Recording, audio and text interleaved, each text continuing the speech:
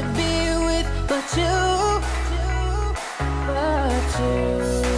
My heart doesn't seem to be mine anymore. It's with you. It's with you.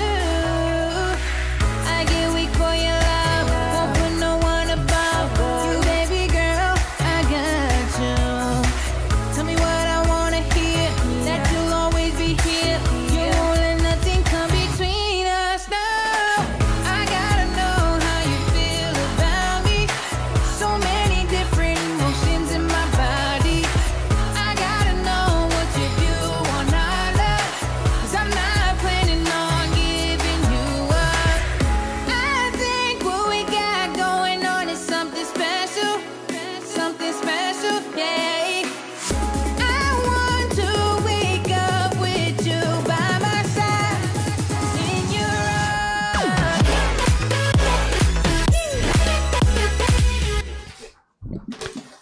Hey guys, so welcome to what we're calling actually the first episode. This is technically the third episode of our podcast, but we're treating the previous as prequels. Obviously, we have a new format, new layout. Every good podcast has a prequel, right? That's how you do this. We're making up as we go along, I think. So. Yeah. So this is the podcast actually isn't starting quite yet. We're just going to kind of relax. We're going to let people join us in chat.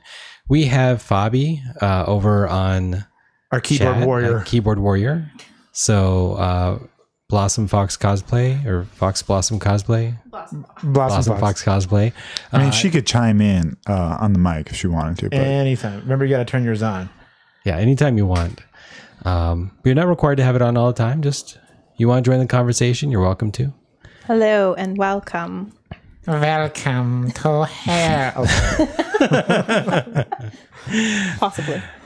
All right. So my hope is actually we kind of stream a little bit more often. Even like we might only do the podcast, but I'm gonna leave this set up. Actually, I think. So, Yeah. Yeah. So, meanwhile, I was promised weird Kroger sodas.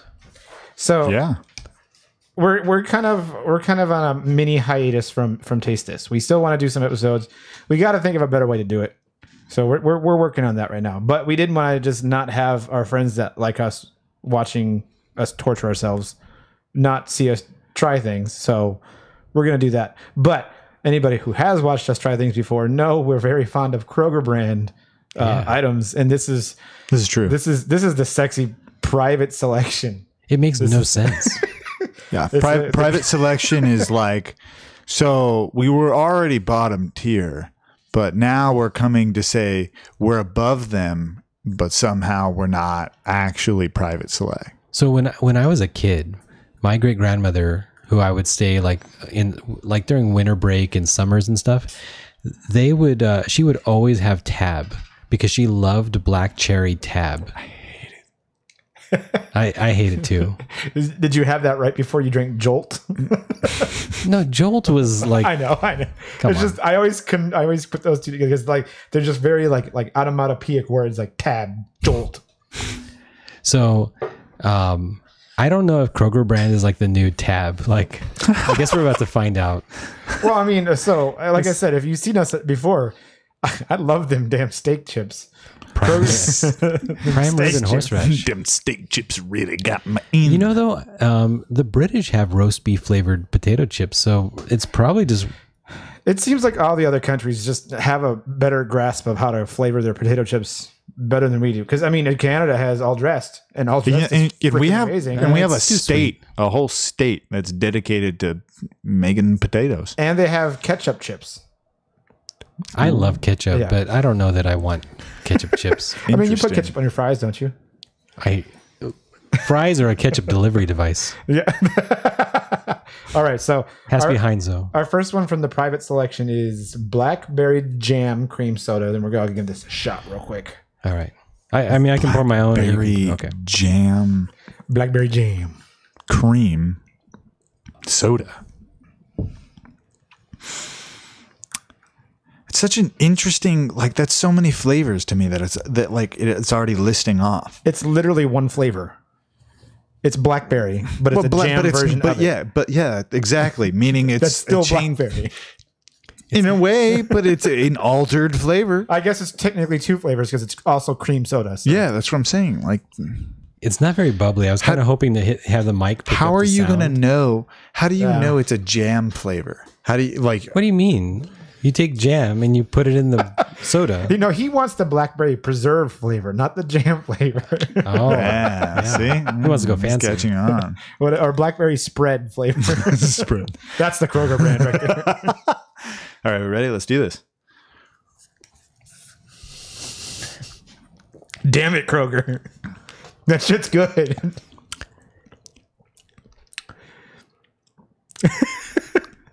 I think Frankie's having a life experience here. It's just so subtle. It's not very like, you know, sodas that are over sugary to me. Like we've said it in past when we used to do the soda shots. Oh yeah. Sugary is just not good for sodas because like I don't like it when it leaves that kind of like sand grit on your teeth, like you feel like there's something on your teeth after you drink some of the sugarier sodas. Yeah, you don't get that like little. Yeah, Aussie is here. Start the stream. Why? Well, I mean, I know we're not supposed to be looking over there anyways, but I just realized it's not on that stream over there. There's no chat on it. I don't know. It's weird. But yeah, I'm not looking at the stream anyways. We have our keyboard warrior to tell us what's going on in the stream. when there's something totally relevant. Yeah. should let us know. All right, so we got blackberry jam out of the way, which was It was good, but I don't know if I'd want to drink it very often. Yeah, I mean, it all depends on you really more if you're a soda person in the first place, I guess. That's too. true. That's true. So what about Irish cream? Are you a fan of Irish cream? 'Cause Irish cream is definitely a big alcoholic mixer drinker thingy. What does that even mean? Bailey's Irish cream. Is it coffee flavored? No, it's cream flavored. It's cream You usually flavored. put Irish cream in coffee as a. So what makes it Irish if there's no alcohol in the soda? That was made from potatoes. I don't know. What? I just want to try it. It was all right. Yeah, I don't know. And this one actually looks like a legit cream soda, and I'm gonna see if I can. No, I can't get it. It needs more bubbles, Kroger. All More right. bubbles. No. Mine has bubbles. Oh yeah, this is- I think the mic picked up the bubbles. Yeah, it mine does. didn't. Yours, I can hear it. Yeah. Like it's automatically tastes better when you can hear those bubbles. It's like a commercial. We're going. Don't ask me to say what it is. Oh God, I almost spilled my cup. See, I haven't drank it yet. It does smell like coffee to me, but I think Irish cream is coffee. I'm gonna be very upset if it is. All right, here we go. Prepare to be upset. It is very coffee. There is no reason for the existence of this. Why, in God's name? I like coffee, and that was interesting. Interesting, bad. Just Why would you put coffee in a soda? So just as a reminder, folks. actually, funny enough, there's in Italy there are many soda brands there that make coffee soda. Wow. Italy's There's dumb. one too many that came to America. And just as a reminder, we have not actually started the podcast. I have not hit the record button. This is just us kind of relaxing, waiting for people to kind of join. And we're supposed to start the podcast technically at 9 Yep. o'clock. So hopefully our keyboard warrior is going to tell us because we didn't think to get a clock. Yep. And anybody currently viewing Aussie Cat, we will likely be doing this every week where we start a little bit earlier to, ease into our stream. Because you got to ease into things. And also debug any microphone issues. Yeah. I know we never have those, but Never happens. Never once happened on a stream ever. Never spent 30 minutes trying to fix an audio issue. Let me get this taste of coffee out of my mouth with our last flavor, which was huckleberry hibiscus. no. I like both of those. Both of those together just sound. I'm almost positive that whatever it's going to taste like, it's going to taste better than coffee flavored soda. Yes, let's just take a bottle of Glade Potpourri, spray it into the soda. Into the soda, spray it in your mouth, and then drink some. Oh my goodness. Belly of the beast. Oh my gosh, just grab the cup. Watching Frankie pour this, that's like doing surgery on a shot cup. If James were doing that, Only the there'd be most soda on his precise. face. Yeah, exactly. Only the most precise. There'd be some on the floor next to the bar, and I didn't even open it over there. Ooh. Definitely tell us if you like the new setup. This is just a little bit easier for us to chat. And I personally like, I'm avoiding drinking the soda as long as possible. I like that the person on keyboard now, people can see her like in the background. And when she responds, people know what's going on. Woo! Oh, you're going to like that one, Rich. It tastes exactly like spraying potpourri into your mouth. I like You know what? It almost reminds me of what are the Japanese cherry blossoms? Sakura flavor candy in Japan. I'm sure there's a Sakura flavored soda, and now I want one because it's almost like Coke makes it. I actually think it's a Sakura Coke too. Is it? Yeah. Is it? Is I it? think it is. Yeah. But is it like the Sakura candy? Or? You can actually you can try it at the Coke World on the Strip. all year round. Yeah. Okay. That little, like, if you go They have a up tester. to, I think it's the third floor. Well, I know, they but got sodas around the world. But that one's, I think there's like, They're not always all year I round. think there's though. 20 flavors that are always there though. At Okay. least 20. So I'm gonna make it. Every time I've gone, the Japanese one was there. When they closed the arcade, then I no longer felt a need to go there. Yeah, me neither, because I worked at that arcade. When GameWorks closed, I didn't have a reason to go back there. Actually, it's funny because what it turned into Kohl's, and that's the least likely thing you'd think a basement arcade room would turn into.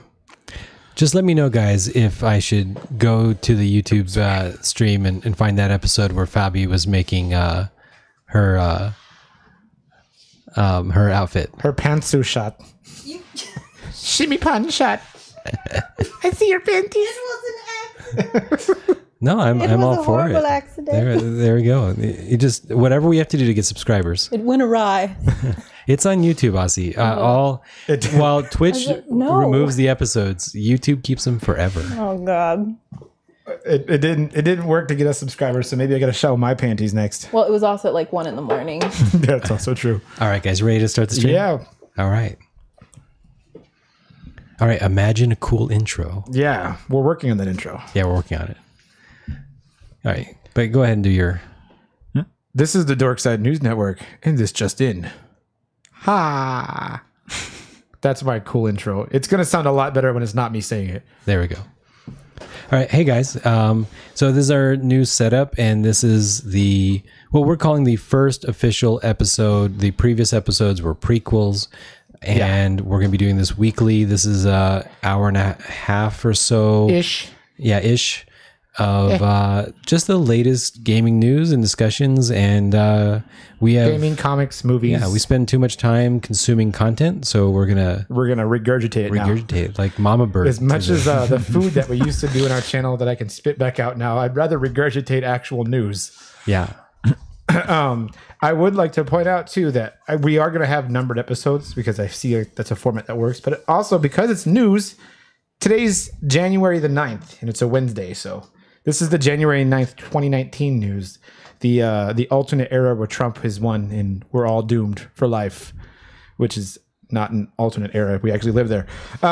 So here's my news. I got a nice little, if you're watching on stream, which we stream this, I have a nice little clipboard that has our news. So, movies. It's the first thing we're going to talk about. We're gonna talk about this bomb that happened. So, 2 movies came out recently. One was not expected to do well and did very well, and one was expected to do well, depending on who you ask, and didn't do very well. So, we wanted to talk about why Mortal Engines bombed and Spiderverse blew up. All right, guys. So if you don't know what Mortal Engines is, just imagine that the cities are put on wheels, and now, like Mad Max, they're like driving through the desert, and every once in a while they fight each other. But he says cities, literally London is fighting like Britain or Las Vegas or something. Like London is fighting Britain. Yeah. Nice. Yeah, I know. How about London is fighting Paris? No, London is fighting all of Britain. It's a civil war, okay? Okay, now the countries have been put on wheels and they're driving around, which is only mildly more dumb than the base concept of the movie, Yeah. which is cities on wheels driving around. It's almost like I've heard this concept of some kind of building structure place being put on something that moves. It was like a castle, right? Yeah. And you howled like a wolf. Something like that. It's Howl's Moving Castle, damn it. It's literally like the non-anime bad version of Howl's Moving Castle. But Howl's Moving Castle fought But I mean, can Lulu's Moving Castle, whoever can you want. and I really say that since we didn't see the movie? Well, let's talk about why it bombed. So before we go into that, if you don't know what Spider-Man Into the Spider-Verse is, I don't know They've why you're all listening seen to it this. or know somebody who's Yes. seen it. Unlike Spider-Man the other Into the movie. Spider-Verse's quick synopsis is Miles Morales is the new Spider-Man for reasons you will find out in the movie. And his universe collides with other Spider-Man universes, and you get a bunch of Spider-Men in one universe. That's literally all you need to know. There's a bunch of Spider-Man in one universe. It's freaking awesome. it really is. So, the production budget for Spider-Man was $90 million. The production budget for Mortal Engines was $100 million. So that's pretty similar. Yeah, they're pretty similar budgets. For a cartoon, that's amazing. $90 million. Yes. But that's probably advertising. Advertising, and you got to imagine how much it took to animate everything. And then, I don't want to say you have to get rights for it because Sony should own it. So, I mean, but who has the rights to the... if you haven't seen it, spoiler alert, who has the rights to that meme at the end? Because that was perfect. It's still Spider-Man. Yeah, it's Sony still probably has full rights. Okay, so Spider-Man made more than the budget, which is good. Spider-Man made $136 million So far. to date, Yeah.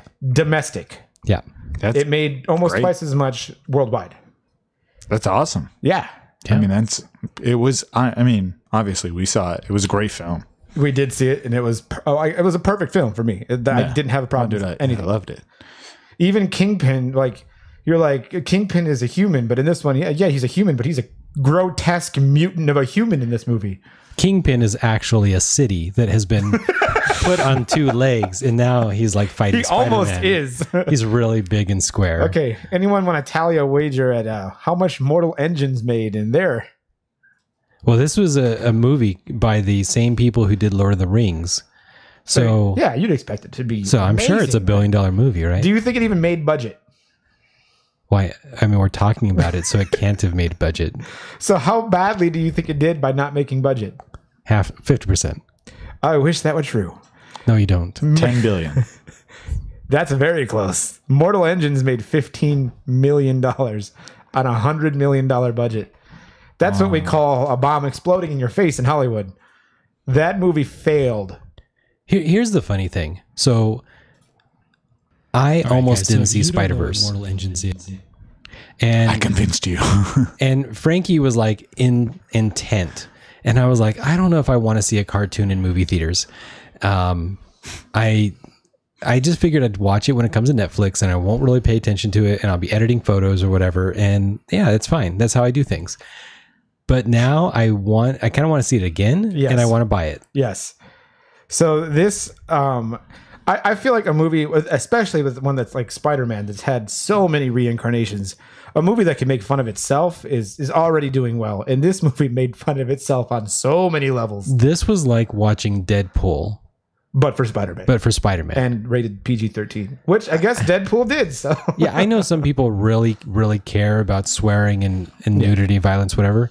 But I just want a good movie. I don't really care. It can be rated X. It can be PG-13. I don't care as long as it's entertaining and I get enjoyment. And it was awesome. Like I left there I still think about it. 2 weeks later, I still think about the it. jabs that it made at its own movies still get me to this day.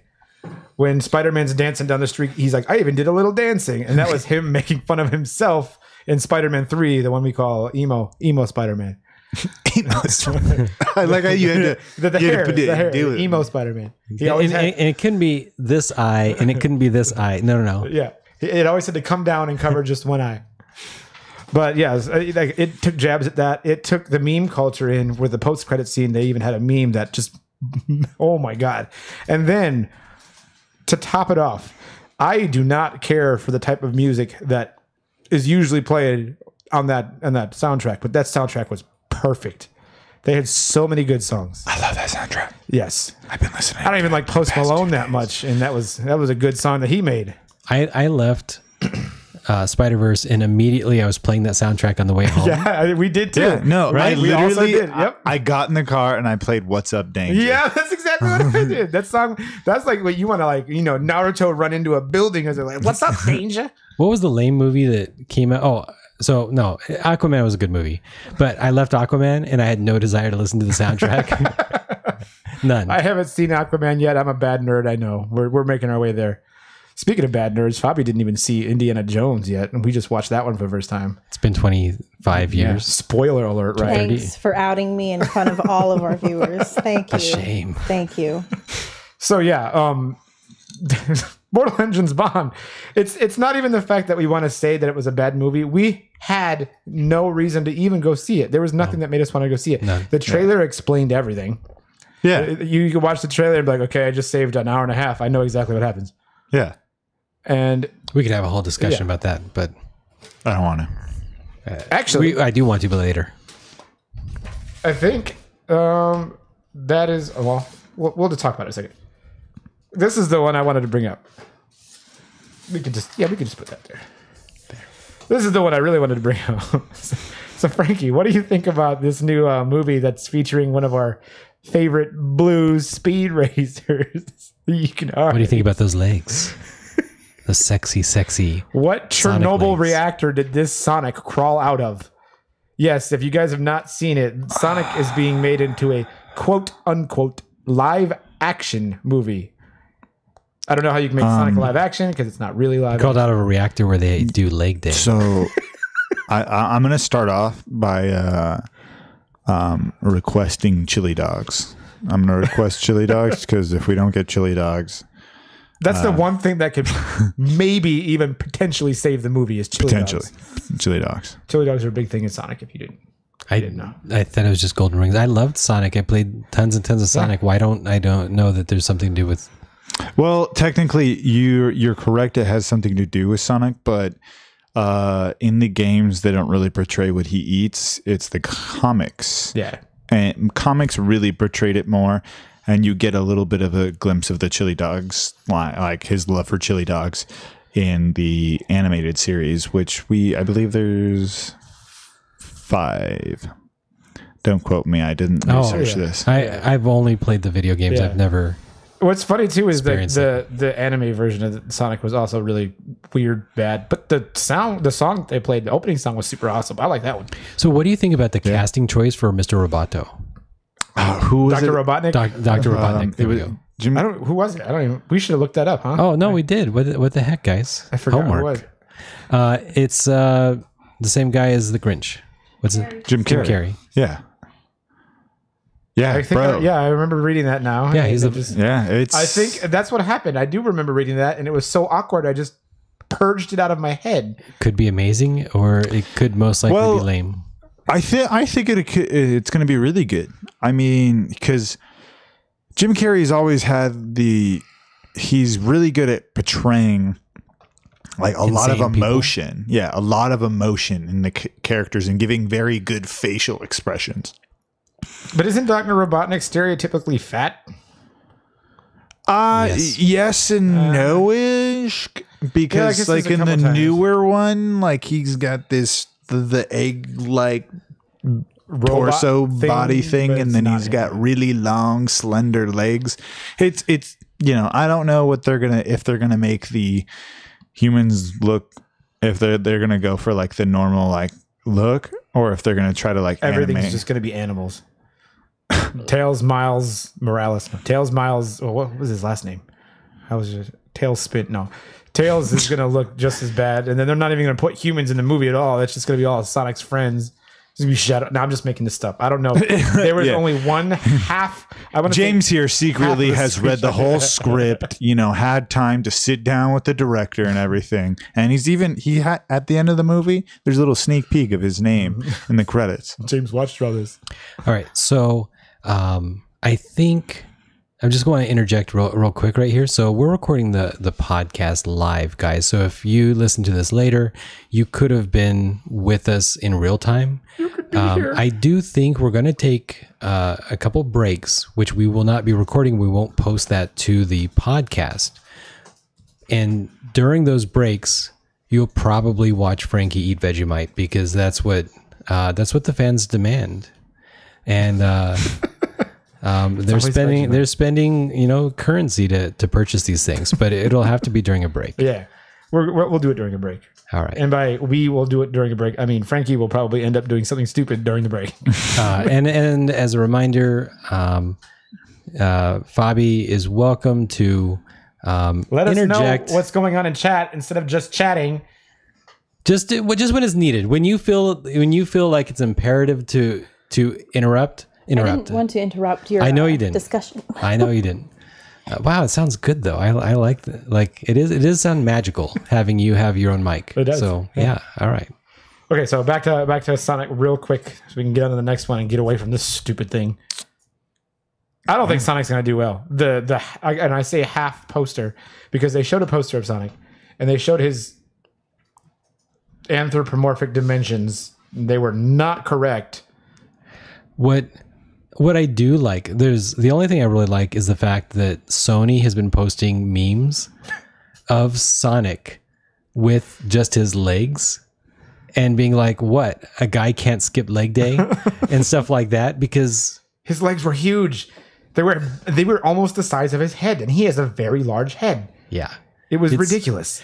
I just think it's funny that you have in the same year 2 different animated characters done as live actions. Oh, sorry. Pikachu Pet Detective or whatever his name is. Yeah. Which is going to be amazing, and it's going to be just Is it truly going to be amazing? I think most likely it is. I'll say 4 words or 3 words. Pikachu, Ryan Reynolds. Yes, it'll be amazing. It's either going to flop like Green Lantern or it's going to be a mega success. And I feel like it's going to be a mega success. And then there's Sonic, which is almost guaranteed to be an instant flop. Hey, Sonic, didn't you learn from Mortal Engines? Come on now. All right. So this just in, it came in probably 20 minutes before we started streaming. We just got news that another movie is being made with a favorite, quote unquote favorite, villain. Margot Robbie is going to be starring, and I can't even believe I'm saying this, the next Barbie live action movie. She will be Barbie. What? Okay. So who's Ken? Who's Skipper? I just really feel like she would have been a better Skipper. I feel like somebody with more curves would have been a better Harley Quinn, and somebody with more curves would have been a better Barbie.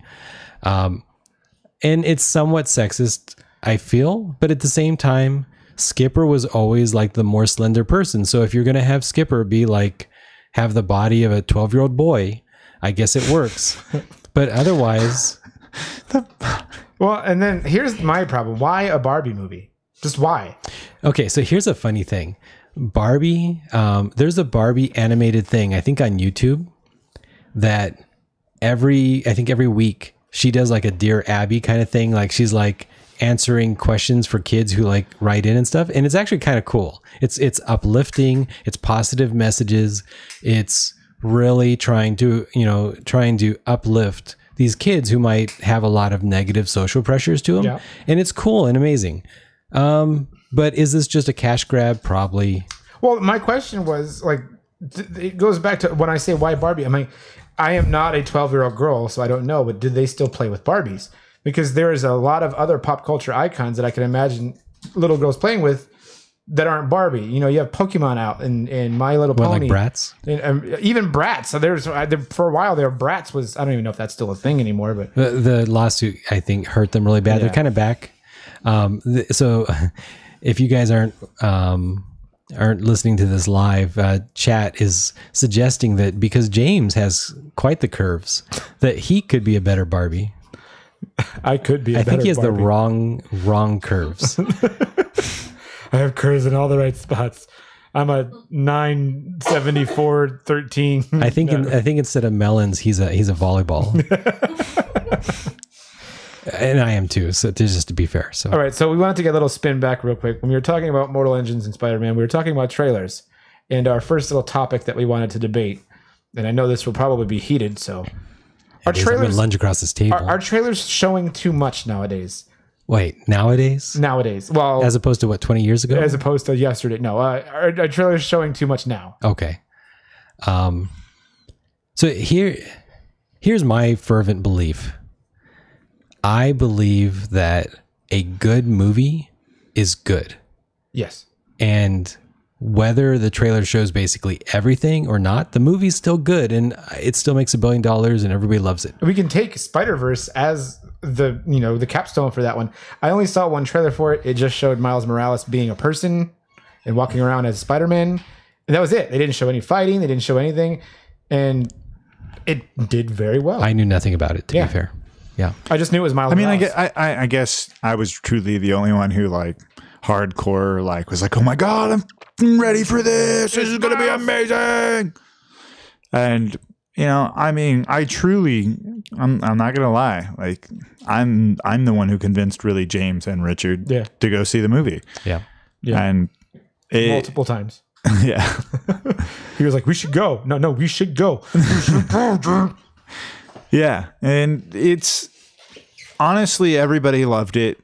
We actually have a funny story of when we saw it, but did you love it more because you didn't see? I just want to stay focused on the trailers. Did you love it more because you didn't know what was going to happen? Because I basically knew what was going to happen just because Spiderverse, and I just knew. I mean, yeah, I knew. I wasn't surprised. I knew that's the whole so the Spiderverse would come into play because of verses. It's a movie named Spiderverse. Yeah. I didn't read any Spider-Man comics when I was growing up. Okay. I didn't really prefer Spider-Man when I was younger. But so I went into this with even less knowledge than you two. And I was like, when they showed who Prowler was, I was like, get the fuck out. What? And I should have seen it coming too. I'm stupid. It's like, duh. That's, it's no spoilers here. But it should have been, a very obvious, duh. And it wasn't. Fabi saying she knew. It's okay. It's all right. It's nice to be surprised sometimes. It is. It's nice to be surprised sometimes. I just think that most of the time when we complain about a trailer showing everything, it's because the movie was bad. Yeah, that's very true. And so you just beating up on this poor defenseless movie that nobody likes. I want to say it's not a split personality, but my personality is whenever I'm watching something, please do not spoil it for me. I want to experience it for myself. But then they release a trailer and I'm like, I want to watch every trailer that has ever come out for this movie right now. I want to know everything about it. So I'm like, don't tell me about it, but let me know everything about it before I go into it.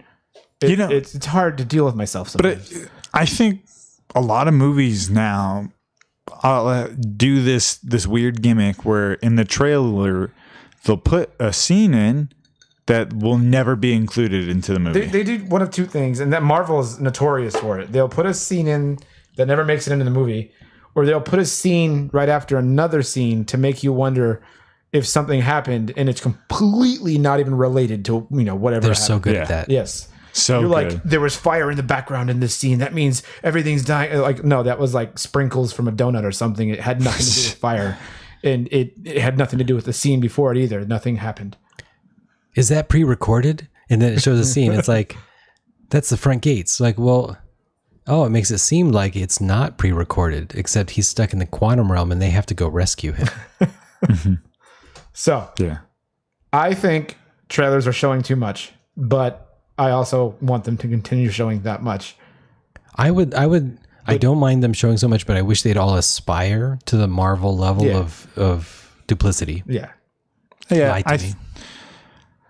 I mean, I guess like the trailer's supposed to get you interested, and it has to show interesting parts, and it just goes back to the statement of what we've been saying. It's got to be good. If we're using like, the Marvel, movie's good. The Marvel formula though, Marvel doesn't even. Hey man, we made a Captain Marvel movie. Here, look, Captain Marvel. And everybody's like, oh, I want to go see it. There's not even a trailer. I just made Captain Marvel. You're like, okay, I'm ready. Here's my money. Yeah. But other movies are like, okay, They've earned it. Yeah, they have. They put in 18 movies worth, even more, if you count like their crossovers and everything or partnerships. But there's other movies that have to put in a lot of work. But then, did they put in too much work for making this trailer? So now, Mortal Engines, for example, I didn't even go see the movie, and I don't know how it ends, but I know how it ends. Yeah. I wouldn't be surprised. I take that back. I would be surprised if something different happened in the movie than what happens in my mind. You can't even say that like the graphics, the special effects, everything looked amazing in that trailer, in those trailers. Yeah. But I had no desire. What's funny is like, there's a streamer from the organization Team Solo Mid. TSM, yeah. Yeah. They were giving away tickets to go see the movie. Like when I was watching the streams one day, they were like, "Oh, hey, everybody, put hashtag or exclamation mark this, and you'll be entered, and we'll pick." And legitimately, those people won just tickets to go see the movie. And like now, I'm like kind of being wondering if they kind of knew something like that was going to happen. Is that why they were giving out tickets at you because we already know it's bad? Like for me, I would see a trailer and be like, "Oh, Mortal Engines looks. I mean, the graphics look cool." And like, there's a fucking movie about gnomes. Let's go see that. Mortal Engines just, I don't know. Yeah. I can bash on it as much as I want, but yeah, the trailer just seems like it's very misleading. And again, I haven't seen it and have no desire to see it because they've showed me basically everything. I think what's really hard is like you've got people like me who read the Wikipedia article of a movie before I watch it because I want to know, is it worth my time? And I have rules on what kind of movies I want to see. So we really like, there needs to be a way to self-select. Like, are you a no spoiler person? But give me all the spoilers. Don't tell me what happens in the movie, but tell me what happens in the movie because I want to know if I want to see it. All right. So chat has an interesting thing. So Bumblebee, the movie, he's a 1967 Volkswagen Beetle. Herbie the Love Bug is a 1963 Volkswagen Beetle. Neither could talk. Had Bumblebee visited Earth back in 1968, and in addition to losing his voice, had temporarily lost his ability to transform. This is the real secret story that you're going to hear on this podcast first. I think, yeah. I really think if I'm almost positive, again, I haven't seen Bumblebee yet either, but if Herbie was in that fucking movie, that would blow my mind. And I know it probably doesn't happen. But if you're just walking around, you're like, hey, Bumblebee's like my favorite Transformer. This is cool. It's fucking Herbie? Where the hell did he come from? It's like they're twins. Bum, bum, bum. Except one's white in white and red stripes, I think I remember. White, red, blue stripes. I don't know. Why didn't any of us see Bumblebee? I mean, it's supposed to be great. It's supposed to be a great reboot to the series. It's supposed to be not a reboot. Did Peter Jackson have anything to do with it? He had nothing to do with any of them. Or not Peter Jackson. James Michael Bay. Yes, Michael Bay, sorry. yeah. Peter Jackson was that one. Yeah, Michael Bay. So was there more or less explosions than normal?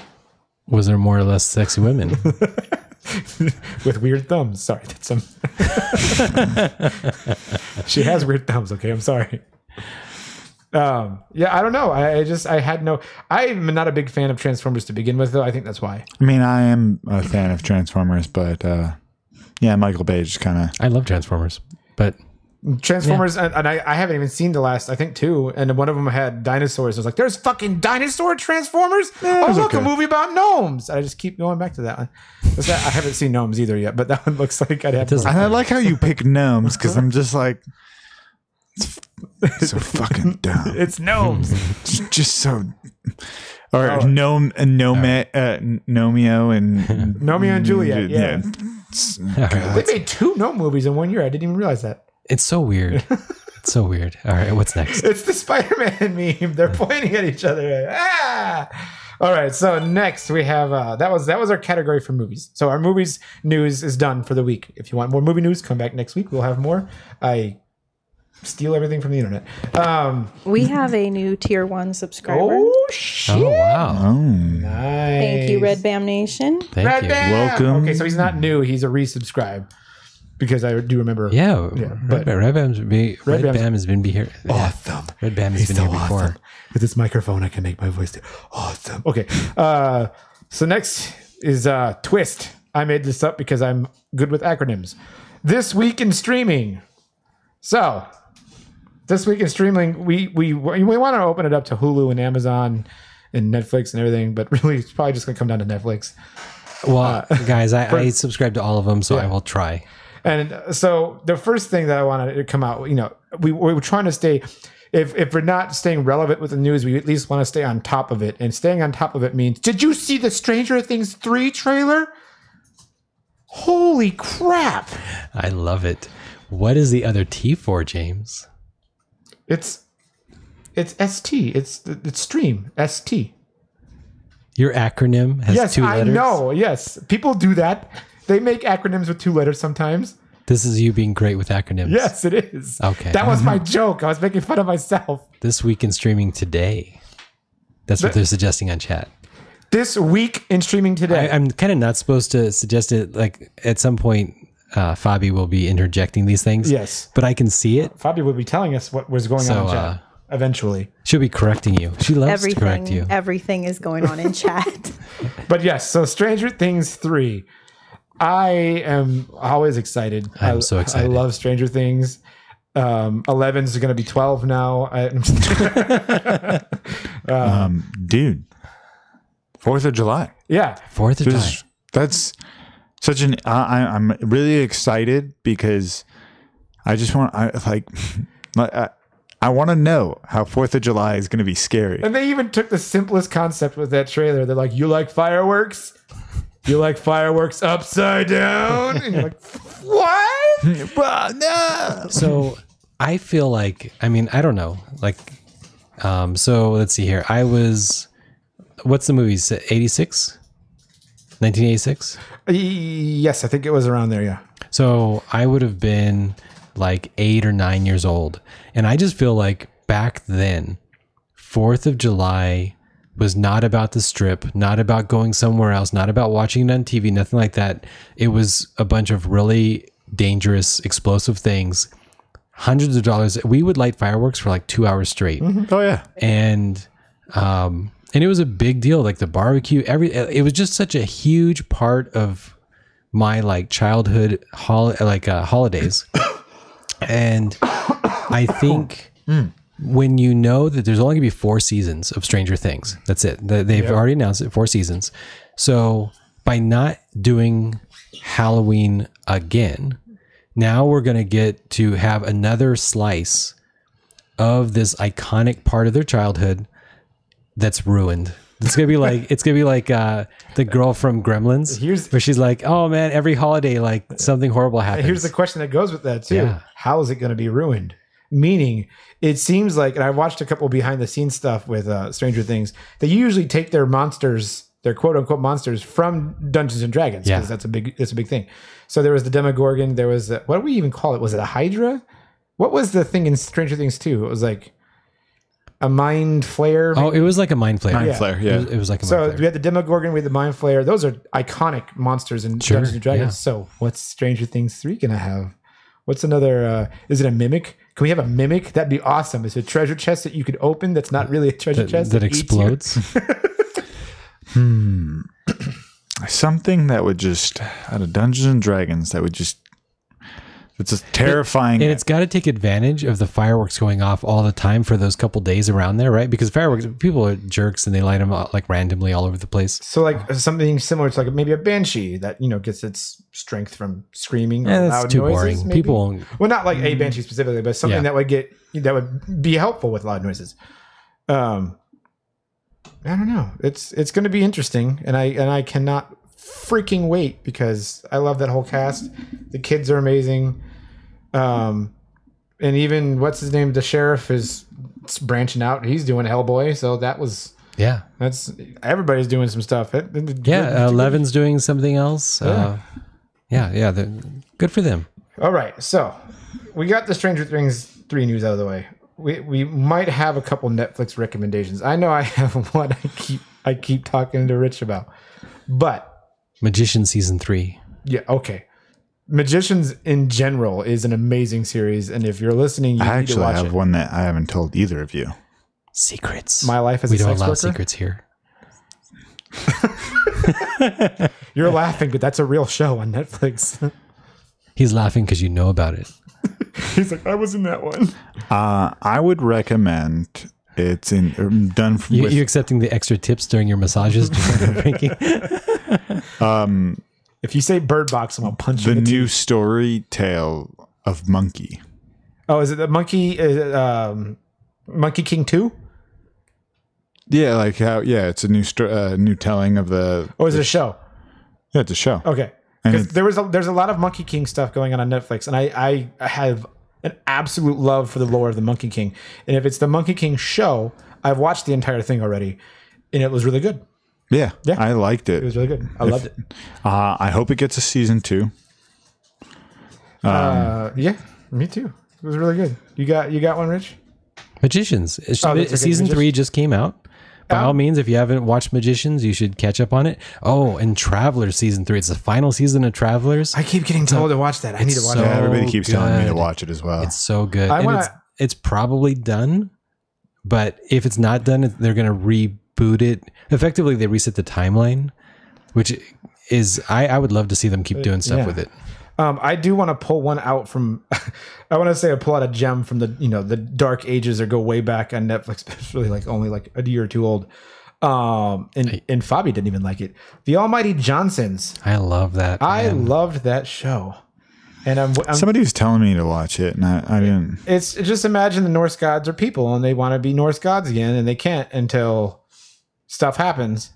All right, so the concept of Almighty Johnsons, it's somewhat like Fallen. What is the American Gods? It's kind of like American Gods. Basically, the gods had they fled from Christianity, so they went to New Zealand, of course. I don't know, whatever. They have kids, and they pass their godhood down through lines of families. And so this boy hits an age and finds out that he's Odin. Maybe.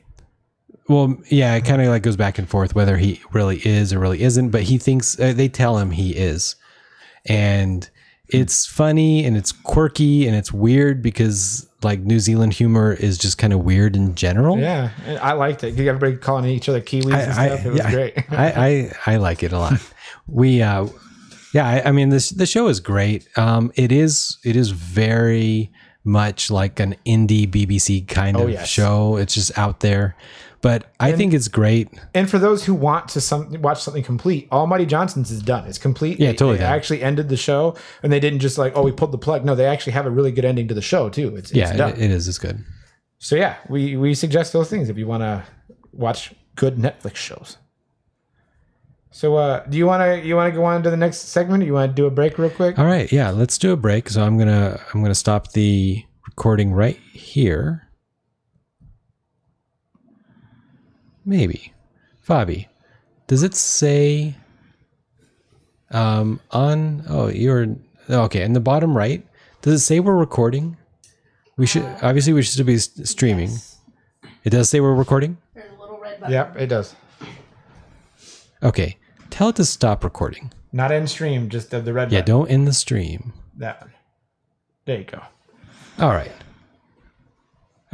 So maybe I haven't been recording this entire time, or maybe I have. No, it was on. She just turned it off. Well, I might have turned it on, even though I hit it before. Anyway, so they have asked to spin the wheel. Both of you have to spin the wheel. Because you laughed at it. We don't have our wheel in here, so let me go grab it real quick. We laughed? I'm actually going to go get some more rum and Coke. So Frankie and Fabi, you are Soul entertainment. Yeah, entertainment.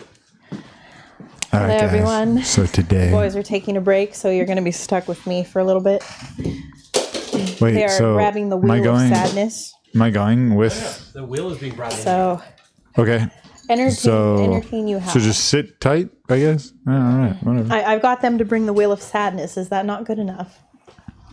It's on the way. Here it comes. Yeah, the wheel of sad. I thought, it's just so funny. Like somehow the wheel of sadness still comes back. I don't know how. Like I didn't even think we were doing it. Excuse my coughing. I had a cold last week, and I'm still Spin mine right now. stuck on the coughing thing. Yep. Here we go. Dude, Every damn time. How does this happen to me? I really don't want to spin the He's wheel. gotten the every bean. Curse of the every bean. I mean, it might be rigged. I don't know. Oh, wait. James. Aussie demands a respin. Fine, I will do a respin. You're getting your respin, Aussie. Here he comes. He just wants Aussie's choice. That's what he wants. It's gonna get every bean again. I'm cursed. Look at it. Oh, wait, ooh. Sauced up. So, What's sauced up? We, as the spinner, are allowed to take one of our items, any item we want, and sauce it up. With the hot sauce? Yeah, we're gonna put some hot sauce on it. Dad. well, that's for you, James. Yeah.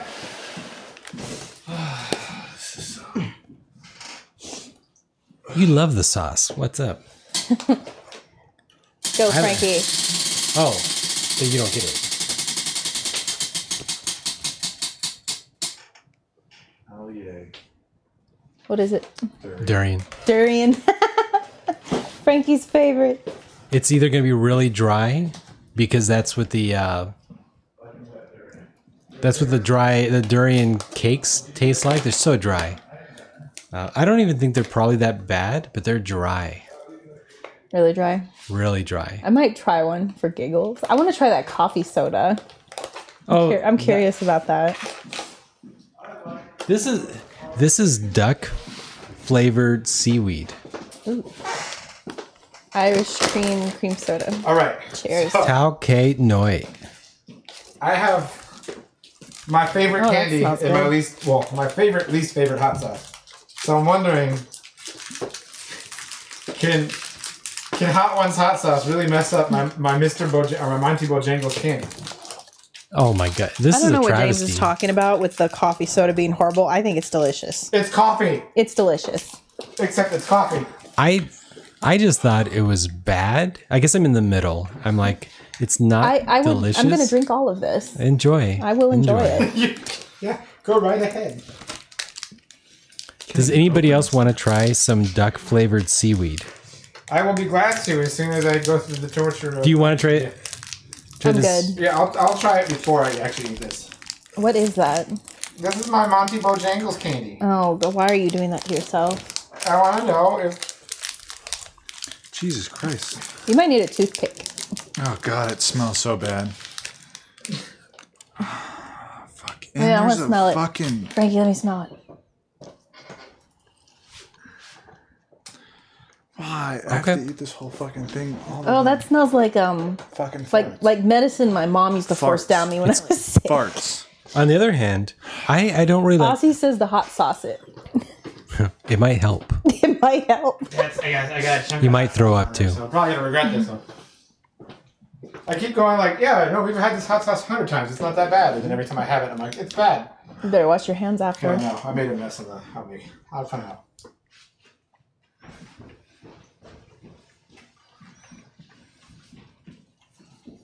It's hot.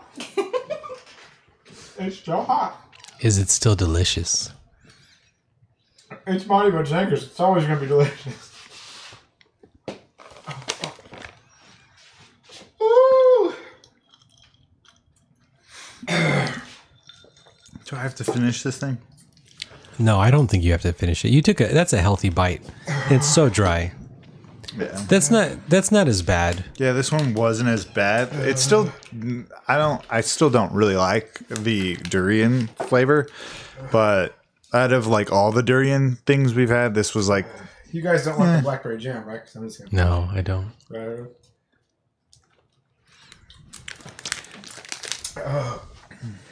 I was gonna do that first. I would mess it up. Oh. So my little brother, he's Japanese and he will just eat nori like nuts. I thought I love duck and I hate nori, and so it ends up it's duck flavored seaweed. Interesting. Taoke noi.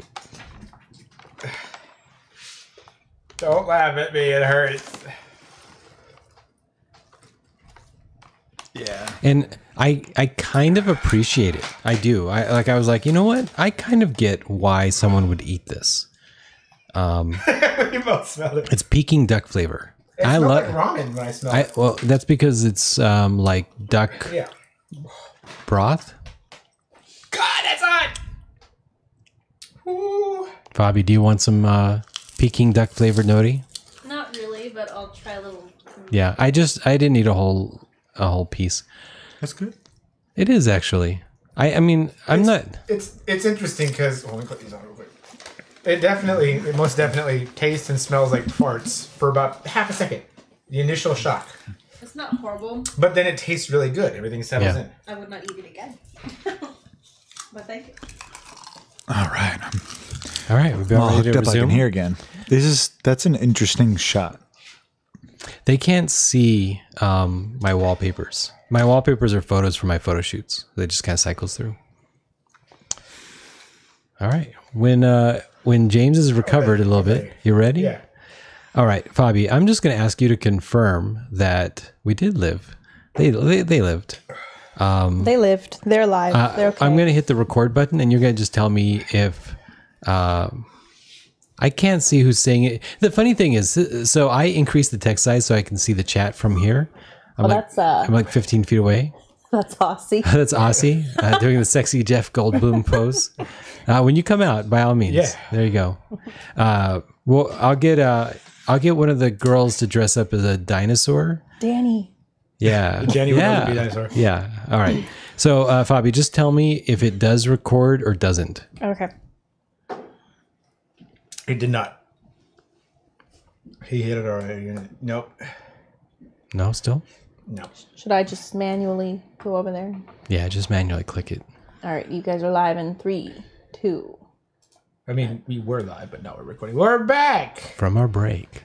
Actually, what I meant to say, because I want to lead in right into the next category. Well met. Yeah, that's Ben Brode. Ben Brode does that sound. If you guys have ever played Hearthstone or seen any Hearthstone conferences or anything from E3, he's that guy that comes out and goes, well met. I can't do it like he can. Anyways, there's a reason I'm bringing that up. Ben Brode, the executive... Wait, I have it written down. I don't want to get his title wrong because I'm a big fan of Ben Brode. He was the Hearthstone game director. Also took with him the executive producer of Hearthstone, Hamilton Chu, and they went and made a little video game company. And they called it, well, I mean, it's my opinion, the best company name ever. They called it Second Dinner. The only news we have about this that I could find anywhere was that they're a video game company. And they're called Second Dinner. And they're making a Marvel game. That's all we got. So, Gazillion lost the license to their Diablo clone, Marvel Superheroes. Oh. I think another... Oh, you know what? Square Enix got the license. So, now that... I think Disney's approach is to give the license to lots of companies. So you got Marvel Strike Force on mobile. You've got some sort of Square Enix Marvel game. And then you have, I guess, this, assuming that it's officially licensed. You get a license, and you get a license, and you get a license. Well, they're also saying that Marvel Ultimate Alliance is coming back. Well, But that's what I thought was going to be the Square Enix version. It might be. I can see that. And they're going to sell us each character again. I already own all the characters because I bought them from Gazillion. Now I got nothing. Well, so the question I want to bring up, actually, there's a couple questions I want to bring the questions. up. But the first one is, what do you think the game could be? Okay, let's see. We've already had a Marvel puzzle game. So is it going to be a mobile game? No, Marvel Strike Force is very important, I think, to them. So they're not going to make another mobile game. Okay, so these people have experience in making card games. Yes. So I think it's going to be a card game. I'm hoping beyond all hope that it is a card game. I would love to, and not like Strike Force or any of the Marvel games on mobile, like a legitimate Marvel card game.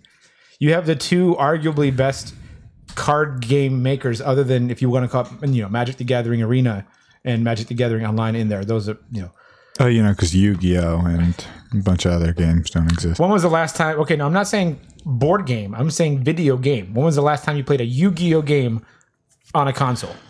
I mean, Dueling Dueling Network is technically... I actually own a Yu-Gi-Oh! Game on my PlayStation, and it's really fun. I play a healing deck where I heal you for 3,000, and then all of a sudden you're dead, and you have no idea what's happening. Yeah, so... okay. But Strategies by James. if it's a card game, do you think it'd be... I mean, obviously it's not going to be a Hearthstone clone because, issues. I don't think it's going to be a card game. I hope it's a card game. You're taking two of my favorite things. I love card games. I've played every card game known to man that's been on a console ever. So... And Marvel. If it's a card game, I hope that the deck represents the strategies you play as a hero, so that you get to play Spider-Man or Magneto or Wolverine, and that they come out with a lot, right? I mean, Hearthstone has how many? 14 heroes? Okay, so there's 9 heroes. 9 heroes. There's 9 heroes in Hearthstone, and there's, I believe, somewhere in the range of 15 expansions now. 15 expansion characters? Not characters. Well, okay. There's 9 characters, but I mean, they've also once every quarter or every half a year, they'll bring out a special new character, but for that class. If that makes any sense. Like a kit. Does it change how the character plays? It doesn't change how the character plays, but like instead of your mage being Jaina. Jaina's the mage that everybody knows. Yeah. Your mage turns into Medivh. Still plays the same powers and everything, but now your little icon at the bottom is Medivh instead of Jaina. Okay, I'm sure they'll sell vanity outfits for your Spider-Man and whatnot. But Spider-Man 2099. Okay, so I hope that they take this opportunity to let us play in a card game the character, and that you get to pick up like friends. So minor characters would be individual cards, and Big wheel. And there'd be tactics that only apply to an individual character. Maybe it changes the graphics to match. Like you might have a punch card, but the punch card for Spider-Man looks like a webbed fist, right? Yeah. That's what I want in a game. Is Strikers like a what is it? What Marvel Strike Force? Yeah.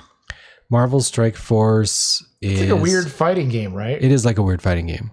It's a fighting game for mobile, but I think you just tap. I don't know if maybe it's like the Power Ranger / fighting game where it's like rock, paper, scissors. You have to pick one of the 3 things, and then like depending if it... I haven't played it yet, so I don't know. But anyways, I was like thinking more on the lines, what if it was like either a MOBA or a battle royale? If you're going to go there, let's just go all the way to the top. World of Marvel. Let's do it. We tried that. It didn't go well. No, we're not. I'm talking a real MMORPG. Yeah. Well, every time they try to like bring that idea, it just seems like they're like, wow, we would have to. We have so many powers. Like just mutants alone. Mutants alone would just... That would be the ultimate stab in the back, though, and a great one if they made a MOBA. Because Blizzard is... we're talking about that next, but with the announcement of Heroes of the Storm possibly not being around for another year because of events that have happened. Yeah. DC failed with their MOBA, but it's DC.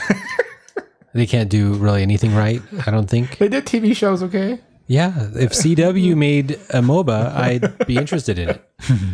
Yeah, The Gilmore I would like a Girls MOBA. I think a MOBA would be cool. I don't know if they're big enough, right? I mean, they'd have to have a full giant team.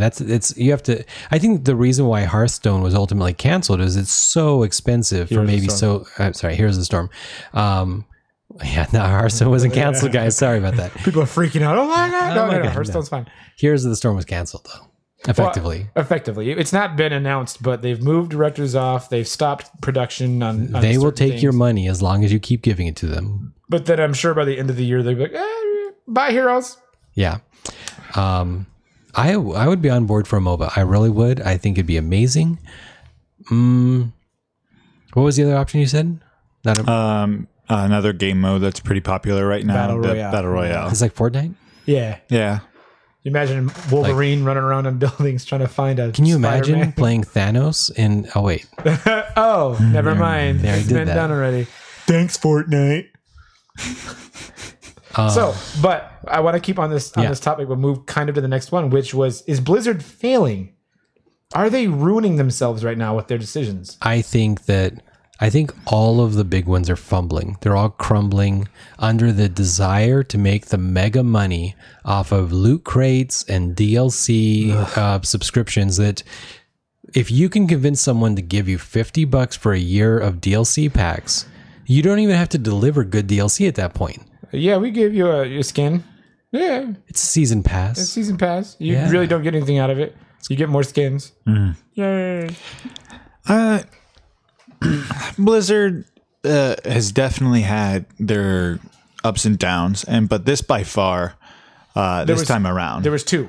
So in keeping in track with, because we're at the beginning of the year, but it did happen at the end of the year or near the end of the year, was the announcement that Heroes is going to have a lot of development moved off of it, but Diablo Immortal as well. That was a huge bomb in a lot of people's eyes. Well, yeah, and that's what I'm saying. Like, it's just the news as of lately. It's like they don't really. They're like trying too risky of things. They're trying things that are just why not just create a new concept? Well, here's my problem, because when you say they're trying too risky, I love risky. But they're When it not. works. They're not making risky because they're passionate game designers. They're making risky because they want to make money from Chinese customers. They're not doing risky because they're passionate game designers, because their passionate game designers are leaving and starting other freaking companies. Yeah, like what adventure and like crazy thing are they doing that is amazing? So let's go over the big five real quick. Heroes of the Storm, possibly on its deathbed. Hearthstone, doing all right for a card game. A lot of people still play it. It's the pinnacle of card games right now, right? Nah. Online? There is a tie now in my opinion, because Magic the Gathering Arena, which is their new online system, is blowing Hearthstone out of the water, because Hearthstone copied Magic basically. You sure? Yeah. Yeah, but this new system, instead of having all the glitches and bugs that Magic the Gathering Online had, Arena is amazing. They added graphics in when you summon a really big spell. Graphics pop up on the screen like a dragon flies in. It's super cool. But Sexy. The way you get cards in there is you grind cards. You don't have to buy cards. You can just play and play and play, and eventually you'll have all the cards. Okay. But it's a lot. I feel like, in my opinion, it was a lot less of a grind than Hearthstone, because I've been playing Hearthstone for 3 or 4 years, and I don't even have half of the cards. Okay, so Hearthstone's they're shining champion. number 3. Right now. Don't you? I feel like it's their shining champion right Wait, now, what's because Overwatch has been going up and down with their tournaments, but they are now in the midst of another snafu, I guess you could say. Wait, what? There is a minor league team that had brought in a female player by the name of Ellie Okay. to a minor league team. And it caused a lot of uproar because people were saying that she wasn't a female and that she should prove herself and blah, blah, blah. Why would she need to prove herself? Exactly what I said. And I thought that was a whole bunch of bullcrap, that she'd have to prove herself. Come to find out, it wasn't a female. Were they It was- required to have a girl? No, but it wasn't who she said she was. She was actually a professional, or she, quote unquote, was actually a professional player from another professional team on a minor league team, which is cheating. It's cheating. Yeah. And so they had to figure out how to, work with that. And then World of Warcraft is from a lot of people I know that play it has gotten stale. It's an old game. It is. Yeah, I think World of Warcraft, we really need to just. It needs a really crazy new mechanic to it to like get people to come back. I think, okay, this is going to sound a little crazy, but I think if you want to bring World of Warcraft back into the light, do another movie, but do it right. Because a lot of people that were Warcraft fans actually did like the Warcraft movie, despite it being not that great. Yeah.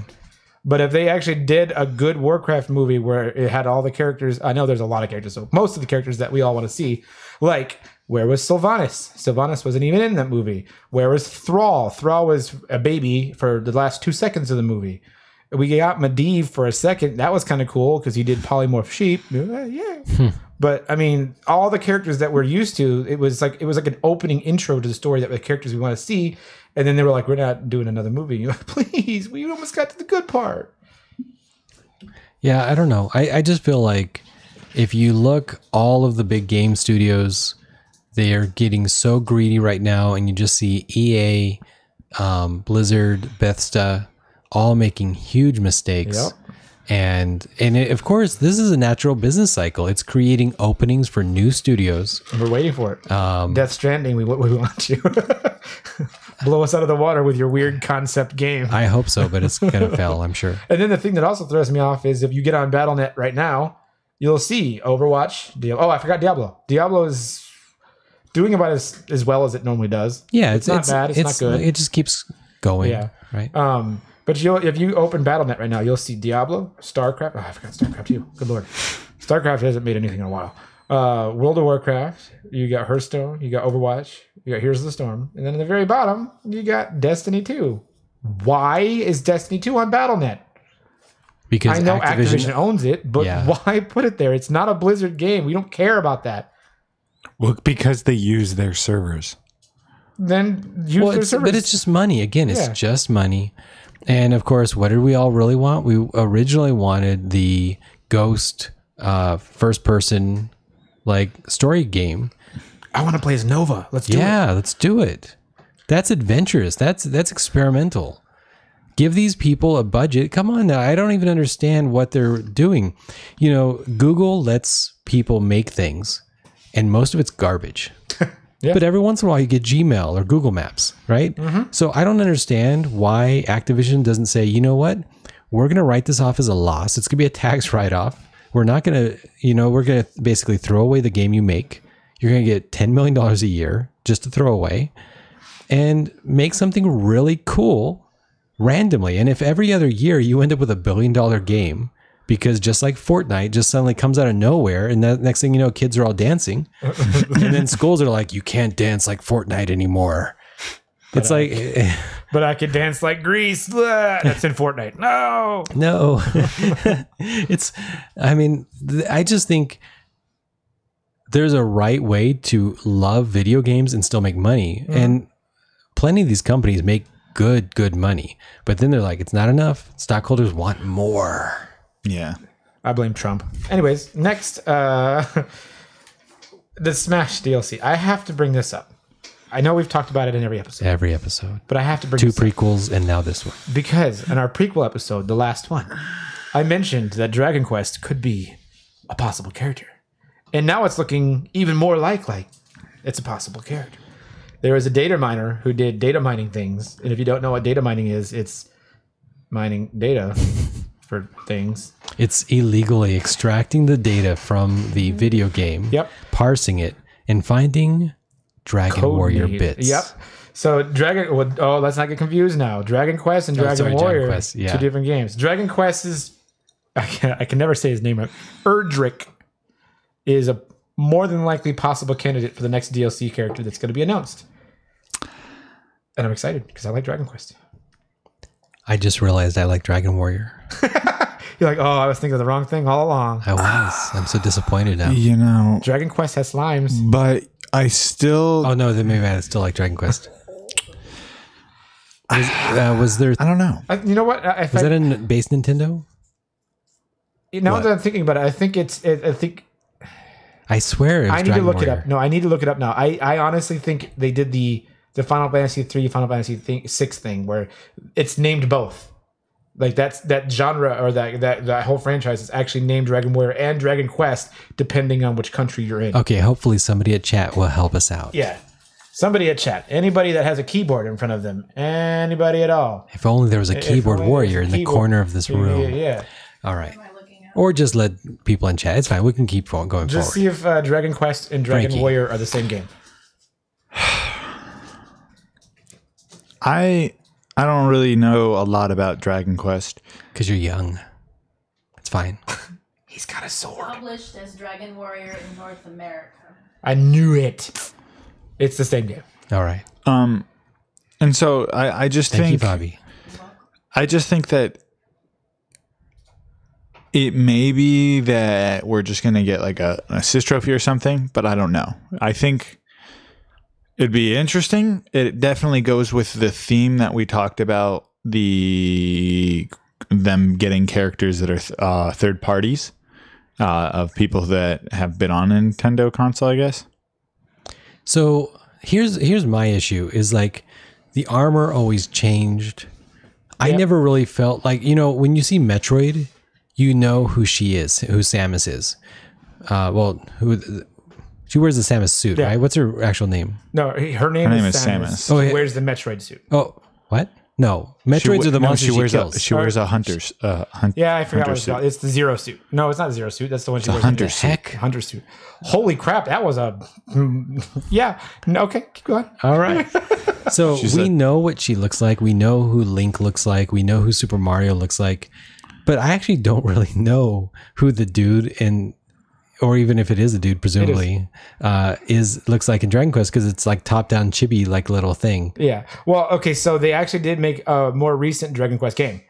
Dragon Quest... Well, there's two. Dragon Quest Builders and Dragon Quest... I think it was called World. I gotta remember. Where it was... Dragon Quest It was... Warriors. Warriors. Yes, that's what it was. That's great. Yeah. Dragon Quest Warriors was But in North America, it's Dragon Warriors Quest. it was a similar game Dragon like Warriors? Oh god, what am I thinking of now? The ones that they always do. The Dynasty Warriors? Yeah, thank you, Dynasty Warriors. It was like not a ripoff, but it was like Dynasty Warriors. Okay. So you played as, the hero. Third person just coming through endless, like hordes. I I'm love pretty Dynasty sure Warriors. that the creator or like the company that makes Dynasty Warriors and Samurai Warriors, they did the Zelda one. So Yeah, I wouldn't be surprised. I wouldn't And be it's not it's not too far off too, because they're like, Dragon Warrior. What can we do with Dragon Warrior? Hey, did you guys play Dynasty Warrior yet? That's it.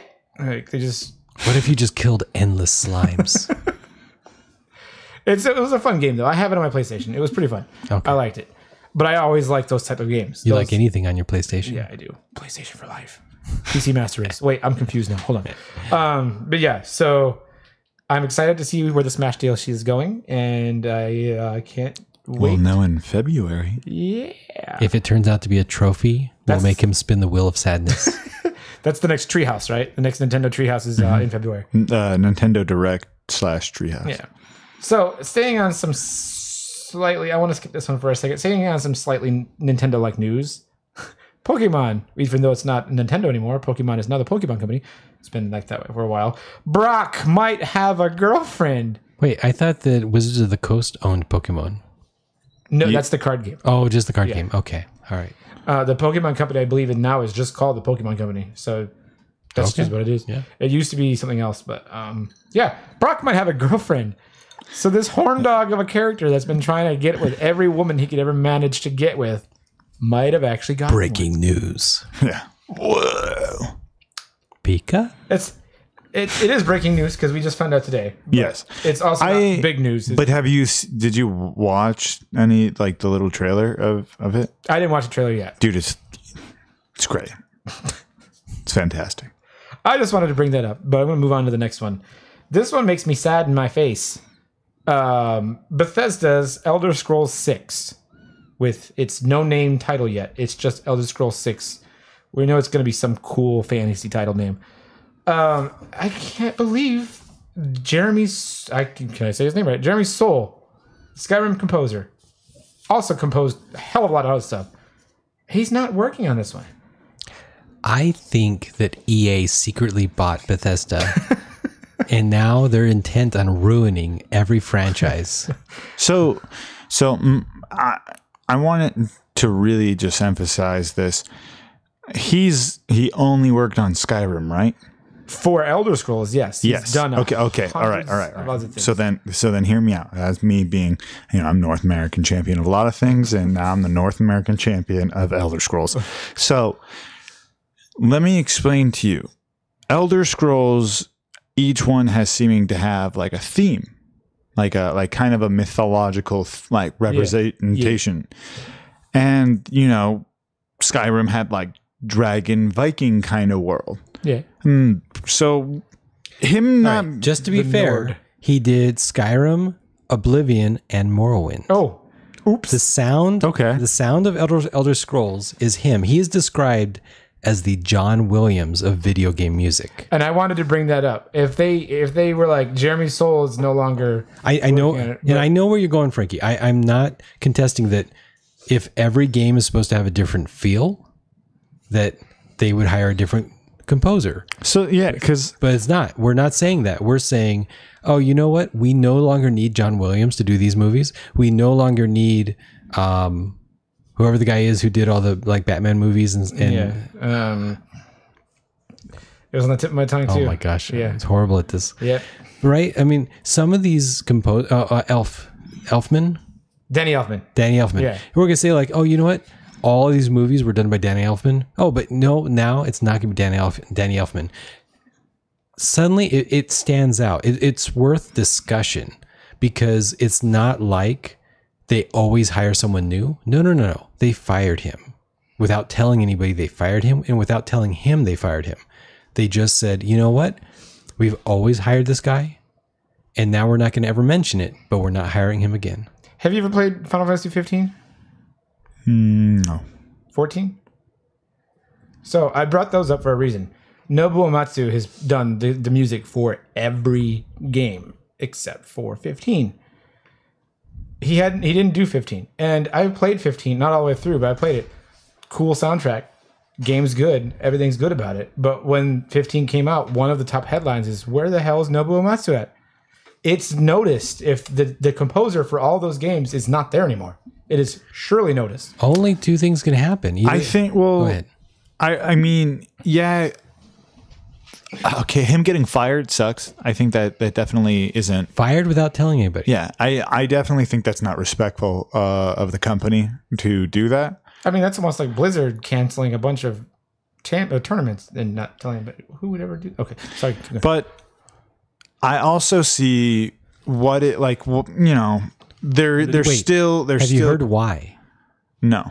Okay, again, they haven't told anybody, which is disrespectful. They haven't complained, but he tweeted a year ago or so that, hey guys, just so you know, the Skyrim concerts that we're doing a world tour are not playing the music he wrote for Skyrim, have not been supervised by him, and have nothing to do with him. He was never asked to interact with this orchestra that was doing a world tour. He just tweeted it. He was like, I think you deserve to know that I am not part of it. Don't go there expecting to hear my music. And then he's just discreetly fired. Are they related or not? We don't know.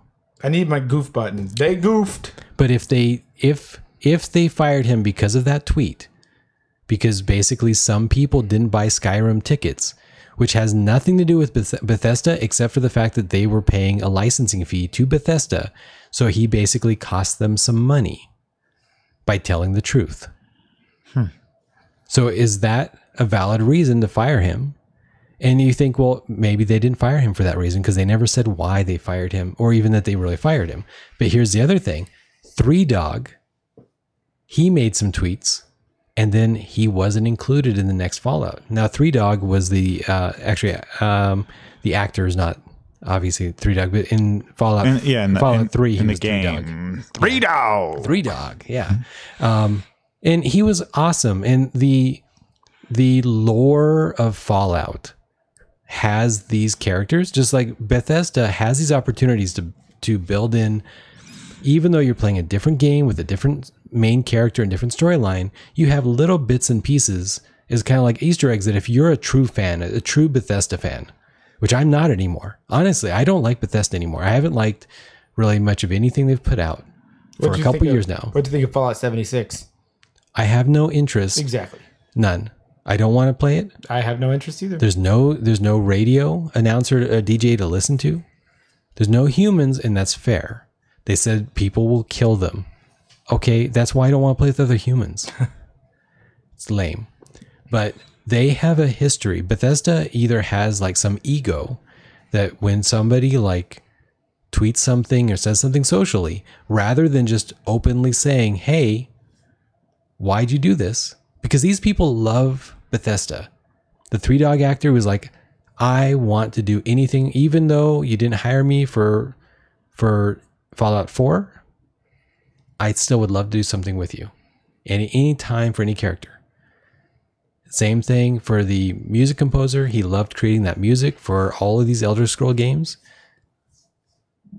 But they're so weird. Bethesda is like so secretive and weird and so seemingly about making money, because when you make all these multiplayer games, instead of the great first-person narrative story experiences that the Elder Scroll games and the Fallout games were prior to these multiplayer like versions of things, like it's just money. The only reason you make these stupid multiplayer versions is because you think, oh, we don't have to have as much storytelling content, and we can keep selling DLC and all this garbage. And it's like, but I love your first-person story experiences. And Bethesda is very secretive, but there's one thing that's not a secret that Bethesda's not really good at keeping a secret about. You know what that is? Fallout will glitch in some way. That's true. Fallout 76 will delete itself. Fallout 4 will you'll walk through walls and your head will come off. And yeah. So if it was another company, I would support you, Frankie. They can hire who they want. Of course, they can always hire who they want. And if they were like, you know what, the next version of Elder Scrolls, I don't know. Is it going to be underground? Is it going to be in space? It's going to be in another hell dimension. And they're like, you know what? He just can't write the kind of music that we want. We want a different feel. But if they hire some cheap new composer instead of a accomplished real composer, if they don't get damn John Williams himself into this, you know, or Danny Elfman or somebody real, I think it would be interesting to see other kinds of warriors. I mean, we in Skyrim really brought in like a different, besides just knights and like armored people, it brought like, you know, Vikings. I always play an assassin no matter what version. Yeah, like, and I know like they've made that, but like, what if? I mean, this is I'm an anime fan, but I'm saying it. What if the Japan like came in and a second one? I'll give you a backup idea that came. He just wants Elder Scrolls Samurais. That's what he wants. Such a weeb. Anyways, yes. But I would buy it. Anyways, I would too. I think it would be really interesting to see like a Native American Elder Scrolls. I wouldn't say Elder Scrolls, but if they did a Native American type or a Native American game that was in the vein of Elder Scrolls, I'd be all over it. But I don't want it to be Elder Scrolls. I think it'd be kind of boring, and I think it'd probably be racist. Yeah, it probably could. Probably just the only way they could make it would be racist. But if they did something Aztec, wait, I'm just curious. Why are we? Because if they used any stereotypes from Native Americans that happened after the Europeans came, then it's immediately racist. Mm-hmm. Right? It's just immediate, right? If it's anything like Pocahontas, it's racist. Like, but now because that's not real. But why do we even? I don't know why we had to bring up that it would be racist. It would be, because it would be if you make a video game based off of effectively like Pocahontas. It's just racist. It's like it's disrespectful to this community of people that we just destroyed.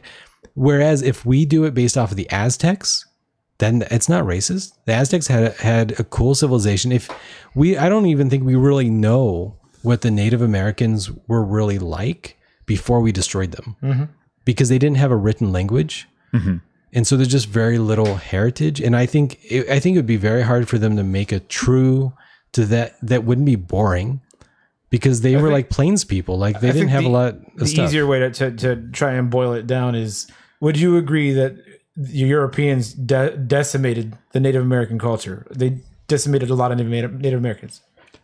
I mean, like the story, hold on. the history, like it's different. But did the Europeans decimate the Aztecs? Well, the Spaniards did.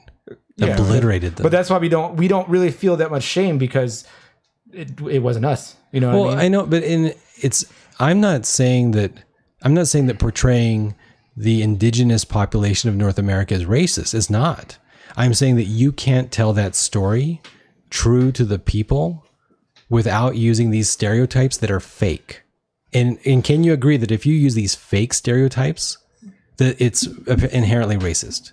But why wouldn't I just do what Skyrim did and looked up the lore? Like, talk What do you mean to the people? lore? Like, they used like Viking mythology. Viking they lore talked to people. was written down. There was a lot of Native American lore. there's lots of history. Wasn't written You can down. still talk to Native Americans. They still exist. But they They're don't have written language. They were wiped out. We obliterated their culture.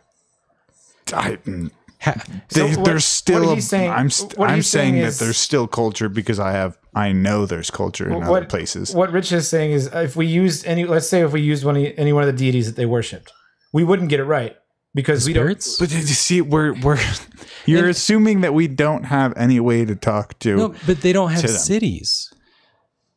What kind of Elder Scrolls story is it going to be? I'll tap out on that one and just say disagree. Agree to disagree. I mean, it's not that you can't have a video game. You just can't have Elder Scrolls. You can't have it because they don't have cities.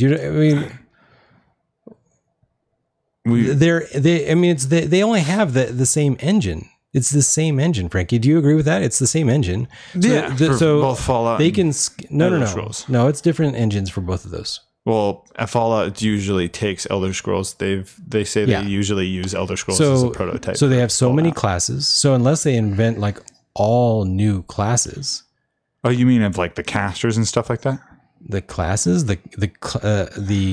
right? There's always a rogue guild, like the skill trees and the whatnot. skill trees, the guilds. I mean, the skill tree's been very similar, but it's just like the monsters have always changed.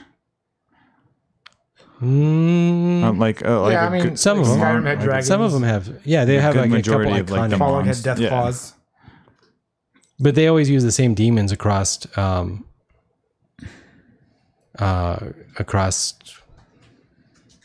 monsters, right? The same monsters. Well, It's just none of the monsters from Oblivion show up really in Skyrim. all of the same demons. From Skyrim? For sure. I don't know. I didn't play Oblivion. I know Skyrim, but Oblivion. Well, because the whole purpose of Oblivion is Because you you- closing the gates of Oblivion. was it the Daedric? The Daedric were in it. That's what I'm saying. The Daedric Yeah. are in all the versions Yeah, of the games. That's what I'm saying. The cast, not the true, or like Daedric are there, but it's very, like it's through the ability, like with the skill tree where you're like doing the casting, or like you're summoning stuff. We have a newbie inquiring what game you guys are So talking what about. we're talking about far fictional too game long that's never- is we're talking about Elder Scrolls 6, which we don't know anything about. Yeah, and so know we're nothing wondering what part of the world will it be based off of ultimately, right? It could be based in Japan, which I think would be great. Yeah, I think that would be That'd make great. a lot of people happy, I think. Yeah. And Frankie was suggesting North America, indigenous Native American population. I am going to step back and say that, you know what? If you collapsed North America into a space the size of Skyrim, then You might get away with it. you might be able to make it cool. Yeah. Because you could go to the cities that represent the Aztecs and with their big pyramids and their cool temples to explore, and you can get quest lines from them to represent the assassins and the rogues. You can visit a couple of the tribal. I mean, the problem is like the plains people like navigated and wandered around and stuff like that. They didn't build big cities. That's the problem. Is the people in the central part of North America, I don't know that they represent Elder Scroll technology. I think you could make a great first-person game. Chad is saying that they just need to change the damn engine. I agree. I mean, honestly, I was so disappointed with Skyrim that you could put the buckets on people's heads to rob the stores? They actually they changed it. They fixed it eventually. Years and years later. Yeah. I actually had a problem. I probably should have reported it to Bethesda, but I mean, whatever. I actually technically broke the game. I am echoey. Wow, sorry. Because you have your mic on. I broke the game by using an exploit, but unintentionally at first because I didn't know it would do this. But anyways, I figured out a way to level myself up all the way to max level within minutes. Within minutes. All right. And then I learned how to max out my armor and when I say with like in-game engine without doing hex code editing. Without hex code editing. There is I'll try and explain it really quick. All right, and then I want to comment on what chat has been saying. Potion of Restoration would increase everything in the restoration tree. Alchemy fell in the restoration tree. Drinking a potion of restoration would increase your alchemy. Alchemy being increased, you can make another potion of restoration to then increase your alchemy again, creating a circular increase. And at the very end, you can then make a potion of blacksmithing and a potion of enchanting, which breaks your cap. When I made my weapon for my final weapon at the end of the game, using my potion of blacksmithing and my potion of enchanting, my sell worth, which is what your power of the weapon was was well over 6 billion gold, which is more than all the gold in the game combined. I one-shot Anduin. I one-shot any giant, any dragon I came across. So I figured out an exploit on accident. Again, I was like, well, maybe I could do this. And then I came back to the game later, and when I came back, every time I'd walk into the water, my game would freeze. And I uninstalled, reinstalled. I started a new game. That's the sadness. The sadness is, I mean, I actually like those exploits to a certain extent because I think it's kind of clever and cool, whatever. But it is sad that you can break your save game and then it's just... It broke it so bad that I couldn't even make a new game to play another one. So Chad is asking, do we think that they will ruin Elder Scrolls the way they messed up Fallout 76? And I think they will. I think they will. I think, like I commented earlier, I really feel like... I mean, to be honest, they kind of already shot it in the leg by... In the knee. And Chat was asking, I think they were asking one shot. One shot, I mean, I Elder Scrolls Online. Shot once and killed him. Literally one arrow killed him. I think that's Kat, who was in chat earlier, but I think that Kat has shown up, but she's probably getting some dinner or something. Yeah. We have there's 2 new people. Hi, new peoples. We have X Daddy B and King Skits. These are 2 brand new people. All right. Again, if you're listening to this podcast later, you can join us on Wednesday nights. And yeah. All right. Okay, everyone, so welcome, everyone. We want to move on because we won't get to the rest of the topics if we don't. Yes, please. These next 2 topics are all yours, Rich, because Frankie and I have no idea. So Cthulhu, the board game. Okay. So I just want to talk about some... No. That's the Cthulhu music. So music. I'm sorry. Yeah, I read the article and I just instantly assumed Cthulhu board game because that's all we have. So I'm going to be talking about some Kickstarters every episode. Yes, and so that way, if you haven't heard about it, you can chime in while you can still back it. One thing is episodes or volumes 4 and 5. I think you have the show notes, but volume 4 and 5 of the Cthulhu music, and people really like this immersive music, and they're putting up on Kickstarter. They did the first 3. They were very successful. And I was just kind of wondering, does everybody like to listen to thematic music for the games they're playing? I just named a composer for all of my, I can't tell you a lot of people who know the actual composers of the games. So yeah, I love the music in the game. So you DM sometimes, right? Yes, I do. Do you ever put music on in the background? I actually don't, because most of the time where I would DM at was a bar and it's really hard to listen to music. And it's the same, now that we stream a lot of times we can't really put music on without messing up, because a lot of times we play game night in the other room while people are streaming in this room. Yep. So it's just a reality. But man, I really love to have music that I carefully choose to match the game I'm playing. Like if it's like a scary sci-fi game, I'm gonna get like the soundtrack of Aliens or something like that. And if you're familiar with Rich is one of Rich's favorite things is Cthulhu itself. Yeah. And so having Cthulhu music to intertwined with the Cthulhu game. It just works. There is no doubt that that's why Kickstarter suggested it to me. Yeah, it was volumes 4 and 5. Yeah. There's Cthulhu: The Sounds of Madness, volumes 4 and 5, 1920s and modern. We will have a link to both these Kickstarters that we're going to mention in our comments later. Yeah, in our show notes. So, all right. I think I really like the It's true. theatrical music. I actually wasn't until 2 years ago when I joined one of my D&D groups that the DM did music, and it's interesting because sometimes we get so like into our story, And then someone farts and ruin the entire movie. Oh, sorry, that was something else. That was happened. Spiderverse. Yeah. but I think it's cool when we're like in the battle and like you're hearing the music and it's getting you amped up. Like, Oh, yeah. I don't know, like when it's not my turn and I'm like listening to like my other like teammates, like, you know, role play out and explain like what they're doing and what they want to do for combat. I'm thinking like, yeah. Well, I could just see you like, music. okay, I did that's my action, and yeah, that's my turn, and now I passed, and then you immediately start headbanging. This is my jam. Yeah, and I also think that has a double whammy effect that, especially Cthulhu music. I mean, we all like to have our music during Halloween, and Cthulhu music works for Halloween. And you can just have some creepy old god music playing while kids are trying to come up, steal your candy, and you can old god them. Actually, it'd be really fun because I know for a fact that most of the old gods in the Cthulhu universe are extremely hard to say.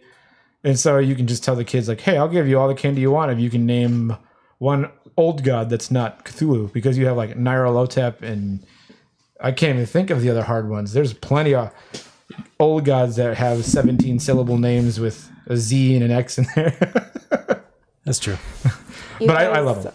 You guys have another question We have another question. from X Daddy B. He wants to know your thoughts on Bless Online and how they handled it. Bless Online. Actually, I'm not familiar. I'm not familiar with Bless Online either.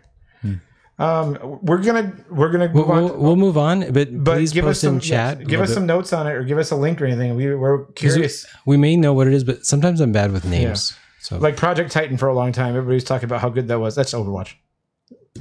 so the other Kickstarter that I wanted to call out, we still have a couple weeks left, is Nocturian. Nocturian. So Nocturian. Oh, actually, second to last Kickstarter. Nocturian is a asymmetric game. It's a worker placement game. I really like worker placement Yes, we board do. games, and I really like asymmetric board games. So check it out. Links in chat or links in the show notes. And Let's just call out some stats here real quick. yeah, Of all the games that I've bought and played and brought over for our game night, how many have failed? I think I brought one, and one has failed miserably. How many games has Rich brought or bought and we played? I have not played a bad game yet. I've played games that have made me angry because I am bad at them, but that doesn't mean it's a bad game. And all the games I've played with Rich have all been amazing games. And he's most of the reason why I'm even interested in I almost said it wrong. It's Cthulhu. oh, Cthulhu Wars. No, the Cthulhu. Oh, Evil High Priest. No, the Cthulhu universe itself. Yeah, okay. H.G. Wells? No, H.P. Lovecraft. Sorry. Wow. H.P. Lovecraft. He's the reason why I'm interested in H.P. Lovecraft. I don't know why I couldn't get that name. It just blanked on me. But yeah, so Cthulhu, we're going to put it in Cthulhu Sounds of Madness, Nocturian are both Kickstarters that we suggest. And I think we had one more that I might have missed in my notes. Yeah, so the next one, it's not out yet. It's going to be out February 1st. So I just mentioning it so that people can prepare for it.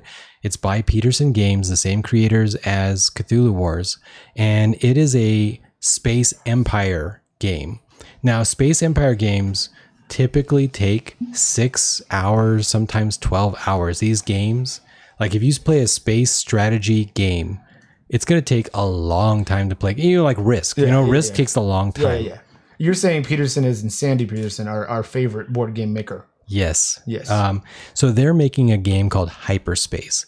Hyperspace is going to have 25 factions. Some of these factions are going to be the same Cthulhu factions as Cthulhu Wars. So you're going to have like the Elder Gods and stuff like that.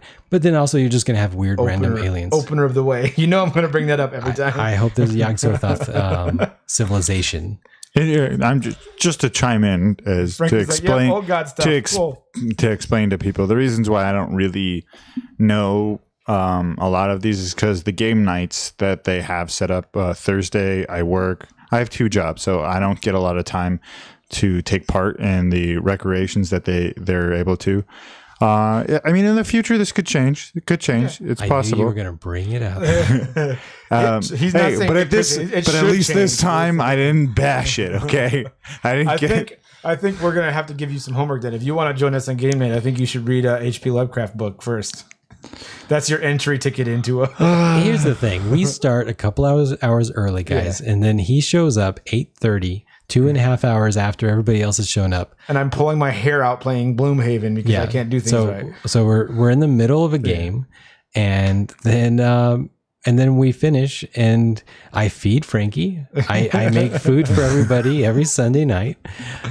He can't show up at Thursday at all. Yeah, and like I was saying, like it's not their fault that I can't take part. It's not my fault. It's just timing. It's just unfortunate. Doesn't meet up. Yeah.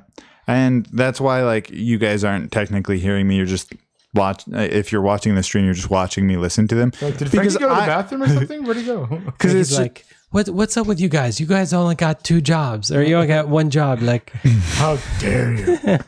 All right, we got to keep moving because we're not. Got to keep moving. Hey, Fabi, can you move the OneNote out of the way? That was my notes, and I can't see what people are saying. Just minimize so I that. Can't respond to anybody. All right. Thank you.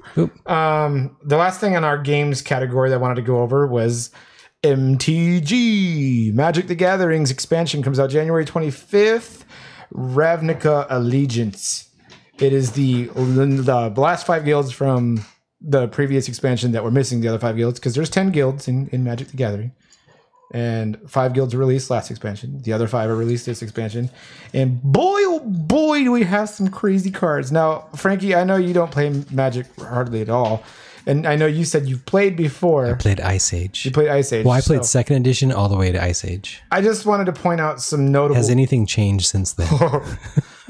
They've only added in probably 70, 80 different keywords and actual errata. Can I still play Thalids?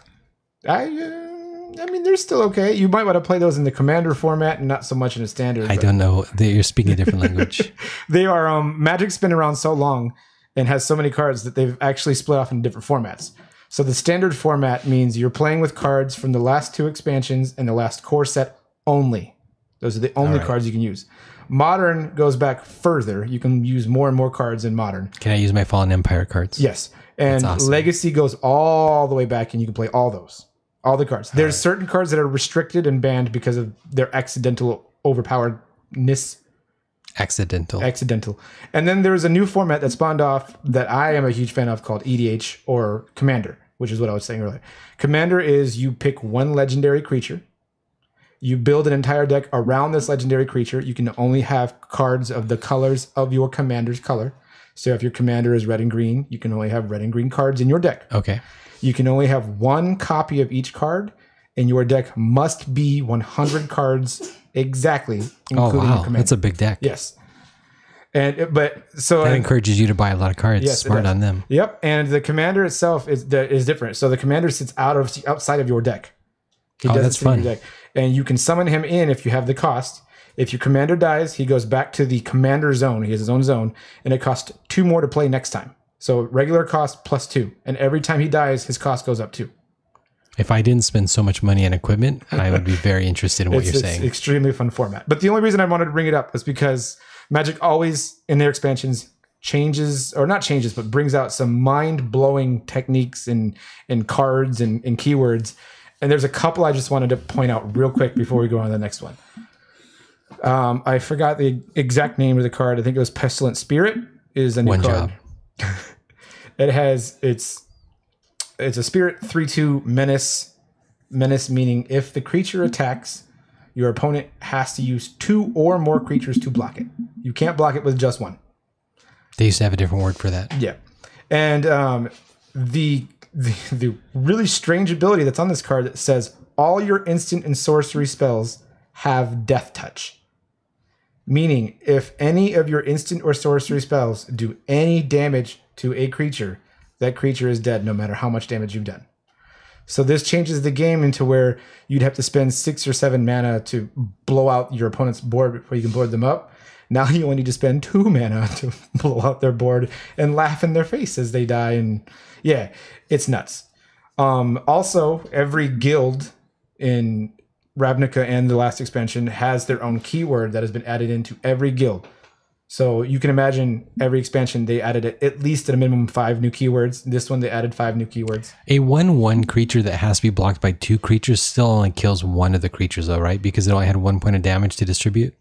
Well, if it's a 3/2, it can, this was a 3/2 creature. Sure, that's a 3/2. Yeah, so you can do 2 damage to one and 1 to the other. Even if it was a 2/2, it'd kill 2 creatures, right? Yeah. Yeah. Yep. Okay. And on top of that, this creature I forgot was a keyword missing was it had death touch itself. That's fun. All right. But so real quickly, the keywords are the ones that I wanted to go over. Spectacle was the new one. If you had done any damage to your opponent on your turn, you may pay the spectacle cost instead of the card's actual cost. And the spectacle cost usually enhances the card's ability. So for instance, there's a card that says do 3 damage to any target, costs 4, or costs 3, sorry. If you've done damage to your opponent before playing this card, it now costs 1. Okay, that's fun. So it's a really fun discount. Right. Adapt is a new ability where you pay some amount of mana. It's different on every card. If your creature does not have any 1/1 counters on it, put this many 1/1 counters on it. So it gets stronger. And then, of course, that entire guild runs on if your creature has a 1/1 counter on it, you get special side effect. So what are the guilds? How are the guilds represented in the game? The guilds are 2 colors. So they're always 2 colors. Each guild has a name. I could list them out. Do you get a card for a guild? What is... You don't get so when they're doing the pre-release, you're allowed to choose a guild and they give you cards more based in that guild, but it's still random packs. So you still might get a lot of cards outside your guild. Right. But they do give you like your promo card is going to be from that guild. Okay. And each guild has a leader. Wait, is this some sort of online subscription thing? Nope. This is a pre-release if you went to a tournament at a store or even played on Arena. Magic Online Arena is doing the same thing. That's so fun. Every time they release cards into the world, they also put them on Magic Arena, which is why everybody likes that one. Riot is another new keyword that says choose one of these. Your creature has haste, or put a 1/1 creature on it when it comes into play. So it's a weird blowout card. I forgot what the name of the ability is now. It escapes me, but it says if this card dies, create so-and-so 1/1 spirits, black-white spirits.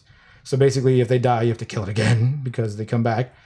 And then there was one other ability that I'm forgetting. I should have wrote it down, but yeah. I just wanted to go over MTG real quick because these new abilities are super cool, and I can't wait to play it. All right. We're going to move into Frankie's Corner now. Now you get to talk, Frankie. You're actually here. I would like you to chip in if you can, Rich, but I know you don't. I probably can't. You don't watch as much anime. Yeah, as much anime as Frankie and I do. So I have nothing but love for the weebs in this group. I wanted to bring in a really fun, not debate, but topic. I called it the hit it and quit it category.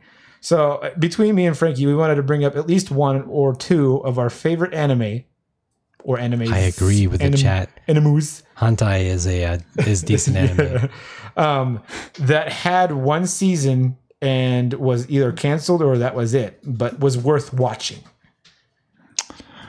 My first I'm going to mention is because it's countless times like it says, oh, it's being rebooted, let's get a second season, all this and that. Naruto, I'm just kidding. It's Dead Man Wonderland. Dead Man Wonderland, yes. That is actually on Netflix right now, and the story behind it is absolutely insane. Dude, it's crazy. Good show. Any one of these ones we're saying, unless specifically stated otherwise, please go watch them if you have the time, because they are all wonderful. Yeah. Especially if you like it, you'll be giving more love to maybe get the second season that we want. Yeah, we want the second season. I have two, but that's because I am unlucky in my That's how anime. you are. Well, I'm unlucky in my anime viewing. I always find this cool anime that I'm super into, and I start watching it, and they're like, "By the way, it was canceled." I'm like, God damn it!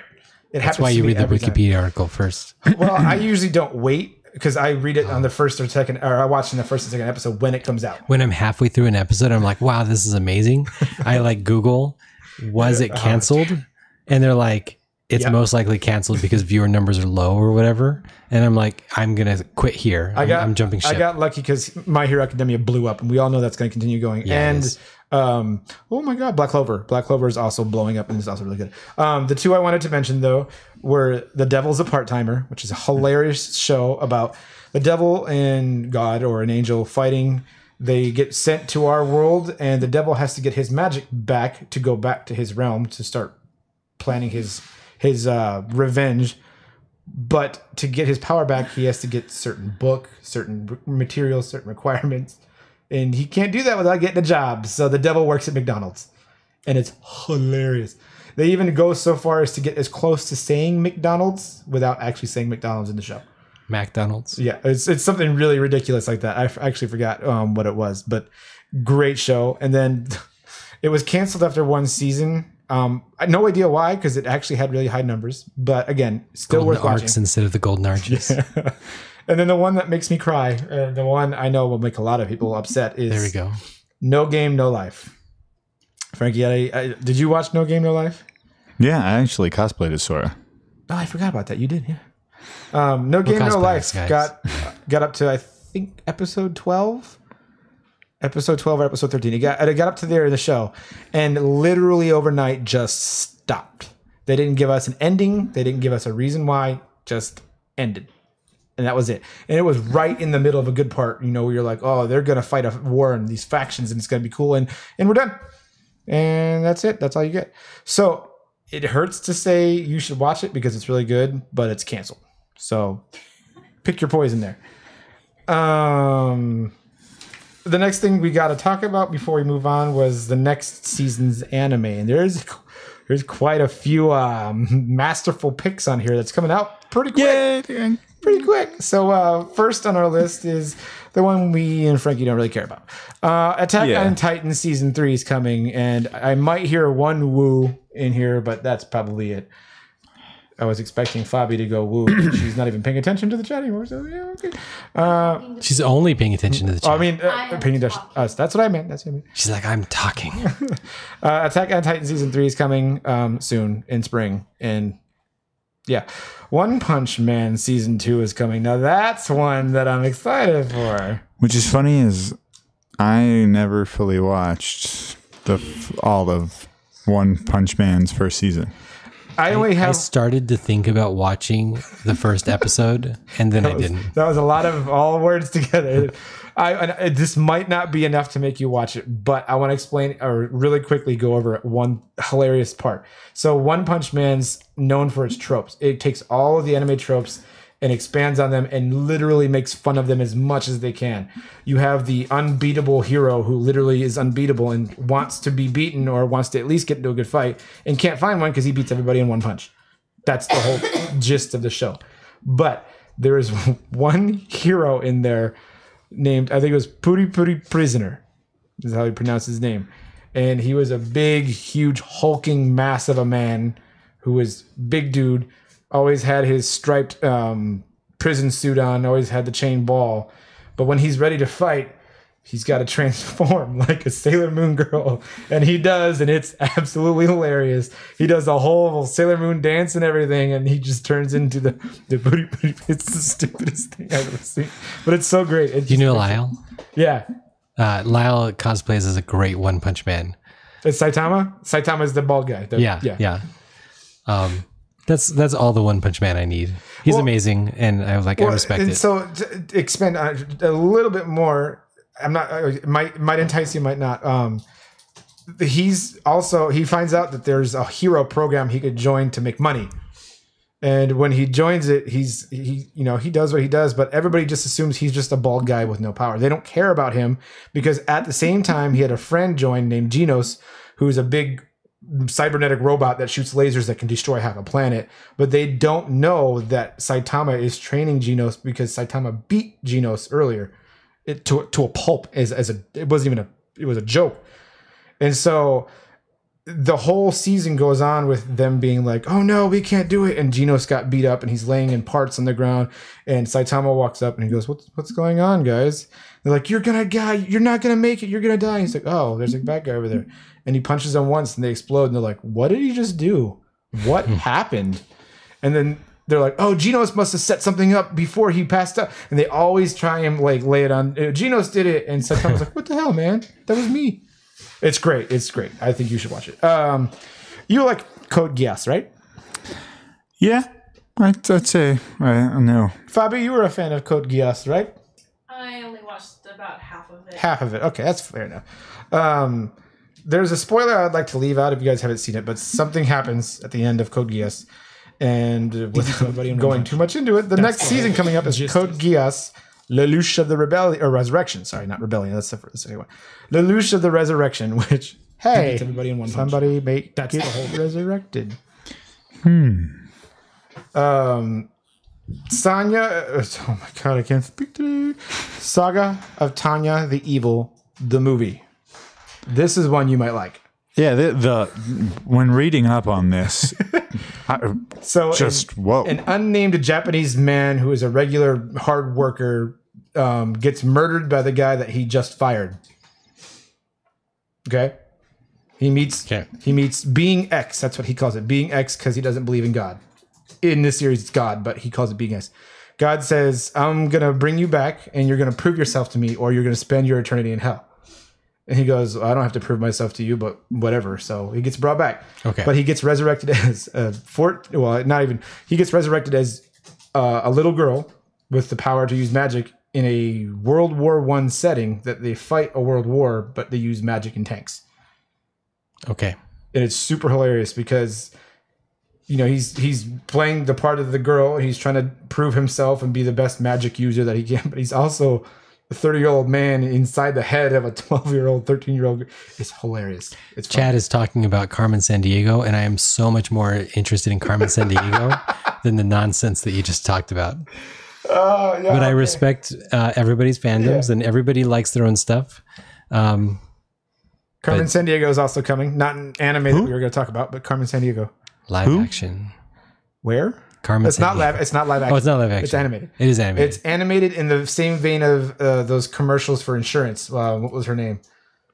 They used to do. It's like the animated insurance commercial girl. Oh God, I can't remember it now. Flo. Not Flo. No. That's the real Esurance? live action. Esurance. Yeah, the Esurance like insurance agent. Remember the girl? We'll see. It looks like the same animation style. It kind of made me sad how much. Like I tried to push through on She-Ra, and I just don't like it. I don't like the art style. Thank you. I like He-Man so much that I will like force myself to explore any part that's connected to the He-Man universe. But I just didn't like the art style. I don't like it. So I'm excited about Carmen Sandiego. Fabi and I were talking about cosplaying as Where's Waldo and Carmen Sandiego. And I gave her that idea, and I saw her eyes light up, and I was like, yes, she's into it. And she's like, no. I had a big butt, though. No, she topped it. She's like, no, I have a better idea. We'll still do Where's Waldo and Carmen Sandiego, but you're going to be Carmen Sandiego. And I was like, that's actually a good idea. So you might see me in a red trench coat pretty soon. that'll be fun. Last one in our anime, and then we're going to move on to the last two categories we have. Is it wrong to pick up girls in a dungeon? The Arrow of Orion. Okay, so I'm like stupid excited about that. Yes. Because How to Pick Up a Girls, Is It Wrong to Pick Up Girls in a Dungeon was a great anime. Is it a series or a movie? Series. This one I believe might be a movie. Yeah, by the name, I'm thinking it's most likely just going to be like a movie. I don't know what we call this genre anymore, but Is It Wrong to Pick Up Girls in a Dungeon is a deep dive anime where it's always they play in a game and stuff. But this one's not technology based, where it's not like they dove into a game and they're playing a video game. They're just playing an MMO. They're not even that. It's their world. They just grew up there. Their game, their life is a game. That's how it works. Their experience and they level up gets tattooed on their back. It's pretty interesting. But I'm excited about that game. Or the game, that anime. Yeah. All right. Next up, we wanted to talk some tech news because So it's CES CES is in town. 2019. Yeah, Hashtag. we are in Vegas. We live here, and the CES comes into town and brings 200,000 people and a bunch of toys for us to play with. Bunch of toys. And Toys that are stupid expensive. yep, and the first toy we're going to talk about is a smart diaper. Why we need it, nobody knows. No, okay. So It's actually really cool, but just the fact that we're talking about a smart diaper. So blows here's my the concept. Every time that your baby makes a mess, mind. Pee-pees or poo-poos. I guess you're going to, it's going to have like one of those little codes printed on it. You're going to take your app on your phone. You're going to scan it. The phone is going to talk to the diaper. The phone is then going to know, is the baby sick? Does the baby have a bacterial infection? Is there Is a the diaper baby rash? dehydrated? Urinary Not tract dehydrated? infection? Yep. Urinary tract infection? All these things. And that's going to make it so that, because I have an employee, they call the doctors nonstop. They're new parents, first time parents call over everything. Just do what your diaper if the tells you, app just- lady. yeah. Just leave me alone. Just let the diaper, control the parents' brains, tell them what to do. It's a real thing. It's a real thing. It sounds crazy, and I laughed when I first thought about it, but it's actually really cool. Coming into it, it's really cool. It can tell you if your baby's sick You're saying before you even know. that you would rather your baby like die or something. Do you want your baby to die? What the heck? Frankie? You want babies to die, There- Frankie? It's like Is that what you're saying? North American champion of babies dying. it's just You want them to get autism? Vaccinate your children. I just think that this is just a dumb way to make money. Okay, so like to me, I have lots of sensors. I know when my door is opened. I know what temperature my house is at all times. It's logged. You know who's at your door if someone's there. I know who's out standing in front of me and in front of the door. This is just another thing that my phone can tell me, hey, there's a problem. I'm just disappointed you have to scan it. I don't want to. I don't want to scan it every time I change the diaper. And you scan it and it's like the baby's poo is red. Like, I noticed. Tell me what's wrong. Yeah. So, okay, moving on from the smart diaper. I haven't heard the name of this product. I read about it, but because of the way they capitalized it and put it in a word, I don't know what it's actually called. It's the Orcam Mime or Mimey. I don't know. I think it's Mimey I think it's Mimey. because I always pronounce everything that I don't understand as Romanji. Yeah. So it's a face cam that you wear that keeps track of people that you see and basically databases their faces. I like that one. And it just you can put them in groups. You can make track. Remember their name. It does all this stuff, and all you gotta do is look at the person, and it tracks their data, which is awesome and terrifying at the same time. So if it's tracking their data, and you're like, now I know what group of circling. I know you're in that hentai group. I know what you like. Like. Yeah, so there was a book that came out last year called After On. And in this book, there's a fictional company that's identical to Facebook that they invent an AI. And they purchase a company that has this camera that they wear it as a pair of glasses. Mm-hmm. And so in your vision, you can see who everybody in a bar is. And what guys, and they call it a wingman. They call the app Wingman. So you walk up to a girl and you'll be like, man, like, I really love that, and then you insert their favorite musician's name because on Facebook, they posted that they loved going to that concert. And then the girl's like, oh my God, like, we're like soulmates. Like, you like the same music, you drink the same beer.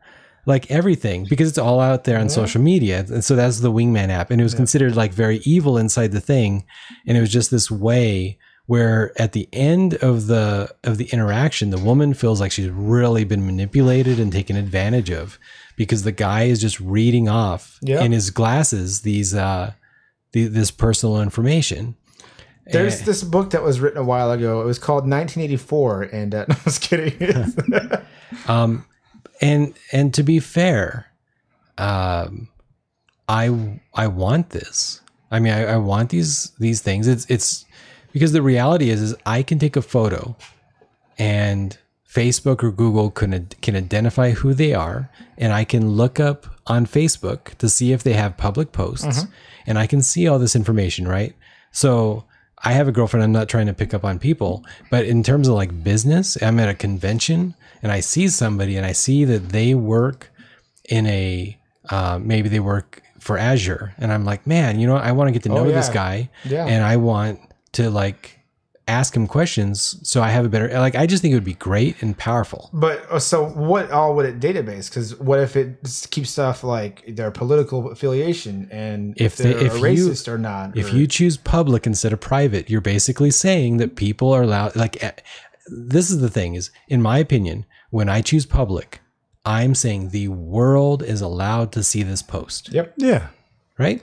I mean, there's this idea about this, like this concept of technology being able, wearable technology. That's what it's called. Yeah, wearable technology, kind of just being able to give you info about what you're looking at, like that. Yeah, that's awesome.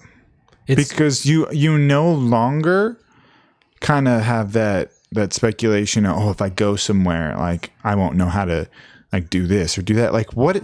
Another thing. What if this like pair of glasses or whatever, this wearable technology, like what if a building goes on fire and you're like, oh God, like I can't get out.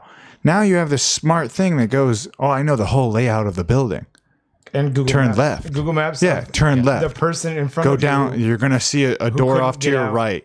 If it is if it is safe to go through there. Yeah. Yeah. So like I see there's downsides, but there's also really good. The only thing I could be kind of scared of is if it's like there's statistics at the display. Like, oh, this like if they're using me, this guy likes My Hero Academia. He plays a lot of Overwatch and Heroes of Storm, and he watches a lot of porn. And Jesus Christ, he hates Trump. Like, you know, you might see that stuff because all my posts are like that. I mean, but see, and this is the other thing that this is just me replying to social media in general. If you don't like social media, like basically, if you don't want people to know about it, don't post it. Yeah, I want people to know how much I hate that man. It's as pure as that. If you can't stand behind what you post, if you can't just be like, yeah, this is what I put. We have a bunch of damn trolls in our chat. Then maybe I think she's over there. Yeah. Yeah. It's literally just me. Yeah, I figured. But it's just something like that. Like the people saying like, oh, I'm worried about people finding this stuff. Then why did you post it in the first place? A lot of people's complaints is that they feel like, so if I walk up to you and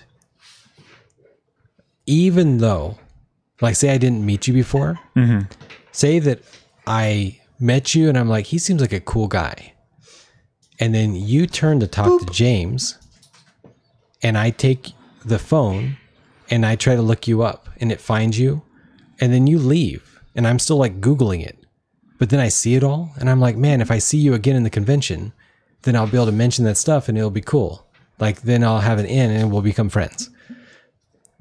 People say that that's like reasonable because they think most people won't do it. They think it's too much work. But when you have glasses that do it, like instantly, it's too fast for people. Now suddenly people think this is unacceptable because, and I don't know, like I have, 1,000-ish interactions on Facebook. So I don't know all their names. Yeah. And most of them don't know my name, presumably. Maybe presumably they don't know me.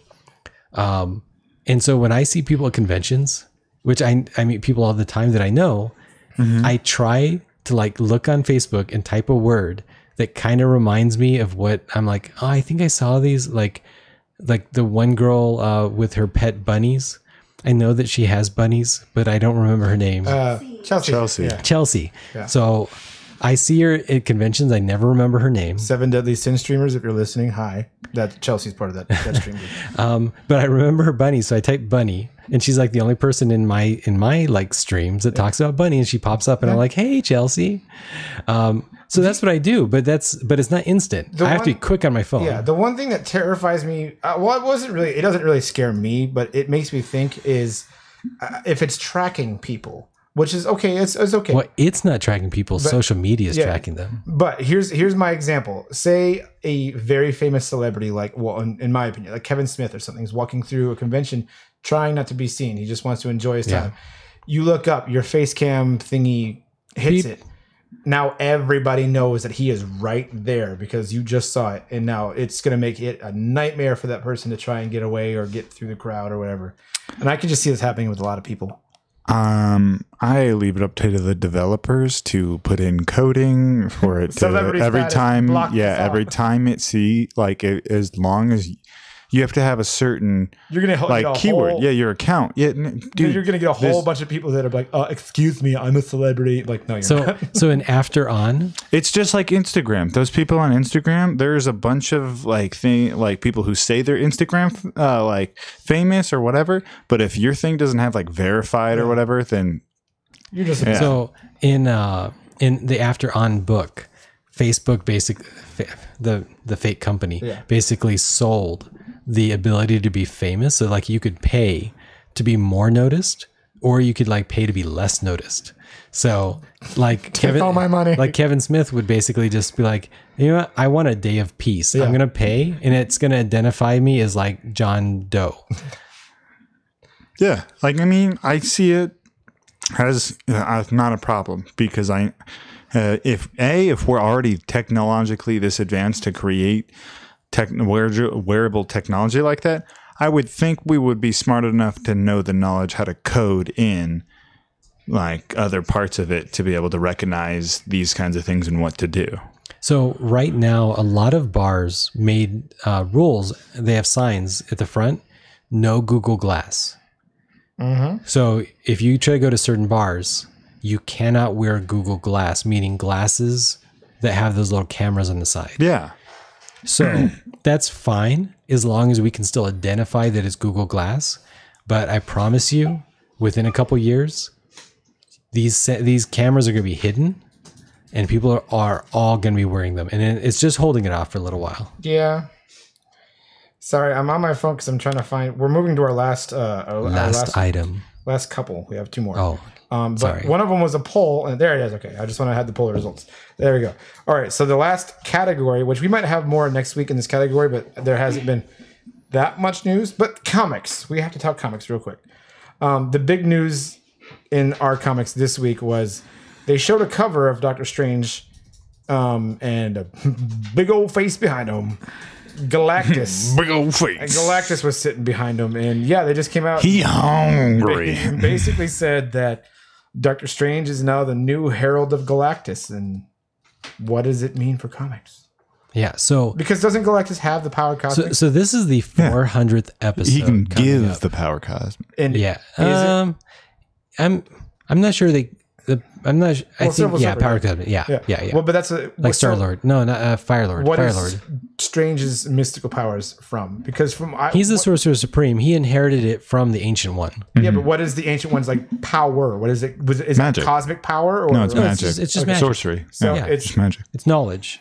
It's knowledge of how the world works. Except here's the thing: of like energy and like stuff. They've been building up to this idea that somebody or something has been draining magic. And so in this story, because they've been approaching the 400th episode or 400th issue, Doctor Strange I think he's got to fight himself because they're like, oh, he's going to fight the most powerful person of magic. That's why I think he's got to fight himself. Yeah. And then ultimately, I'm hoping that the story is basically saying Galactus, who's so hungry, has begun eating the mystical worlds. So instead of traveling world to world, he's traveling magical dimension to magical dimension. And Galactus is eating things that that are maybe good or not evil, or Doctor Strange is trying to save. This means he potentially could eat one of my favorite places. Oh god, here we go. Kunlun's coming. Kunlun's coming. Exactly. If Kun Lao is a guardian of the gate to Earth, then Galactus could be like, oh, I don't care, I'm just gonna eat it. And Doctor Strange is like, if you eat it, then all these bad things are gonna like come in. I don't care, I'll eat them too. So the normal deal, Eat everything. the deal normally is Galactus is like, hey, I'm gonna eat this thing because I'm giant and you're small. Yep. I'm big and you're little. And then, you know, Silver Surfer, when he was just a human, just a dude, he's like, hey, I'll find you perfectly equal food. Just let me serve you. And so then Galactus turns him into Silver Surfer, and then he wanders away, and then he starts finding other plants for him to eat. Galactus does the same thing with Firelord. He does the same thing with a lot of other like space people. And now they're all different. Silver Surfer is entirely different than Firelord. So I don't know if we're going to see Doctor Strange be transformed in some way.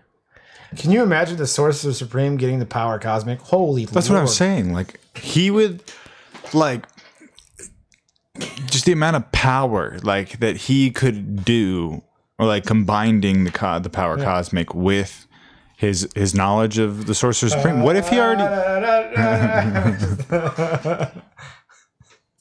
I just really think that the idea is great. I can't wait. I want to read it. Yep. Yeah. All right. So our last, it's not a category. I do want to point out Australians have a superpower. Like they use words that we're not allowed to use. Yeah, we can't say that word in. Yeah. Okay. Just watch on chat. Yep. If you're watching in chat, they're saying words we can't say in America, but they can definitely say over there. Our last little, it's not a category. I want to say it's more of if you want to call it a bit. It's something we're going to do every week. And we posted a poll on Dorkside Cookies. It was a would you rather poll.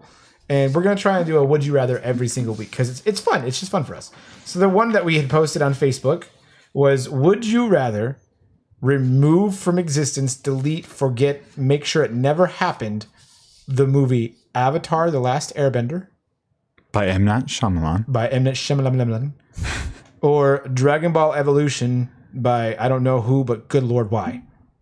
But yeah, that's all you need to know. So we have the results. we do have the results. Yeah. But before we go over those results, I want to know your guys' opinions on it.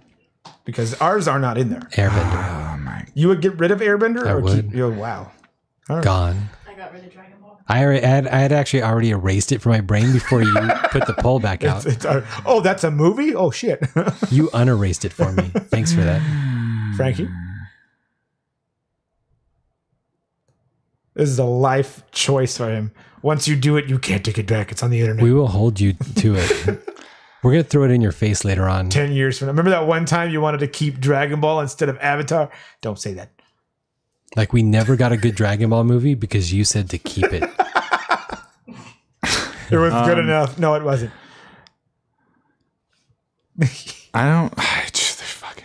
I love Frankie because he takes these questions so seriously. Oh, yes, he does. Well, mine's easy, so. And he's like, oh, this is easy. And then he can't ever give an answer. Mine was easy for my reason. All right, while we have the life. Dragon Ball is the one I'm going to keep. You got to keep. Yeah, keep. Keep. So you're gonna Excellent. You're okay. Good choice. Any reason why?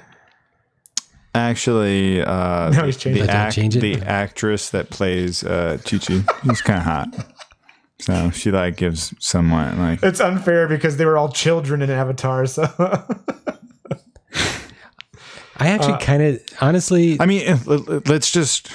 When you start off your movie, hi, my name's Ong. Wow, this has been great. Yeah. This has been a fantastic film. we're laughing because if you're not a fan of the Avatar series, his name is Aang, not Ong. I don't know what possessed M. Night Shyamalan Ding Dong. Oh no, it gets better because pronounces it it instantly gets better because the next 3 seconds they go, hi, my name's Katura and Sokka.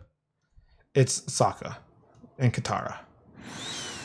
But on the flip side, just holding that point, on the flip side, Persona 5 in English, I love the game. I cannot stand how they pronounce their names. It drives me crazy. Because Anne in English, they call her An, and I'm just like, Because Romanji pronounces it that way. I know it does, but but it's English people saying it like that though. Nihongo no wakarimasu ka? What he said, yeah.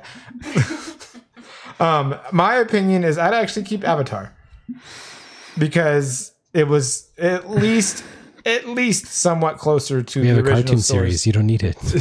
Why did you want to keep the movie that doesn't even have your favorite Avatar: The Last Airbender character in it? I mean, it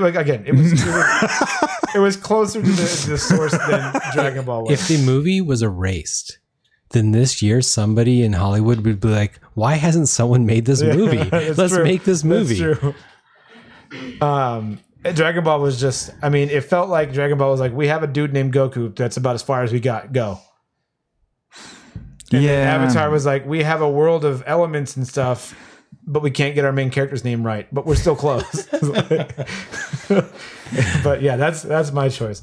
All right, and the last thing before we sign off for the night is we're gonna do another Would You Rather. Like I said, we're not going to give you the answers right now. We will post. Wait, you didn't give the answers. What was the poll results? Yeah, Oh, I'm sorry. Yeah. Nobody gets to know that. they must know the winner. Built up the suspense. 126 votes. Oh my Tension. gosh. Building tension. What the hell?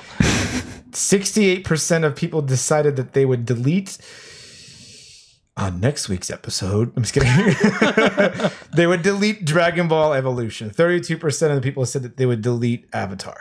Wow. Pretty interesting. I mean, but yeah, it's just honestly, if like the Grim Reaper was like, I'll kill you, or you can pick one of these movies, I'd be like, dude, just put the bullet in. Just I'll live a dead life. I'll be honest. Dude, I've heaven's always- going to be awesome because there's going to be good movies there. Because all always dogs seen- go to heaven. I've only seen one of those two movies, so I only needed to delete one of them to fix my world. I don't have to delete the other one because it's not in my memory at all. So there we go. So, All right, so- on chat, they're saying, would you rather have one kid or twins, James? I'm holding twins right now. It looks like Jesus. Okay, so the last thing before we sign out for the night, we wanted to set up the Would You Rather for next week.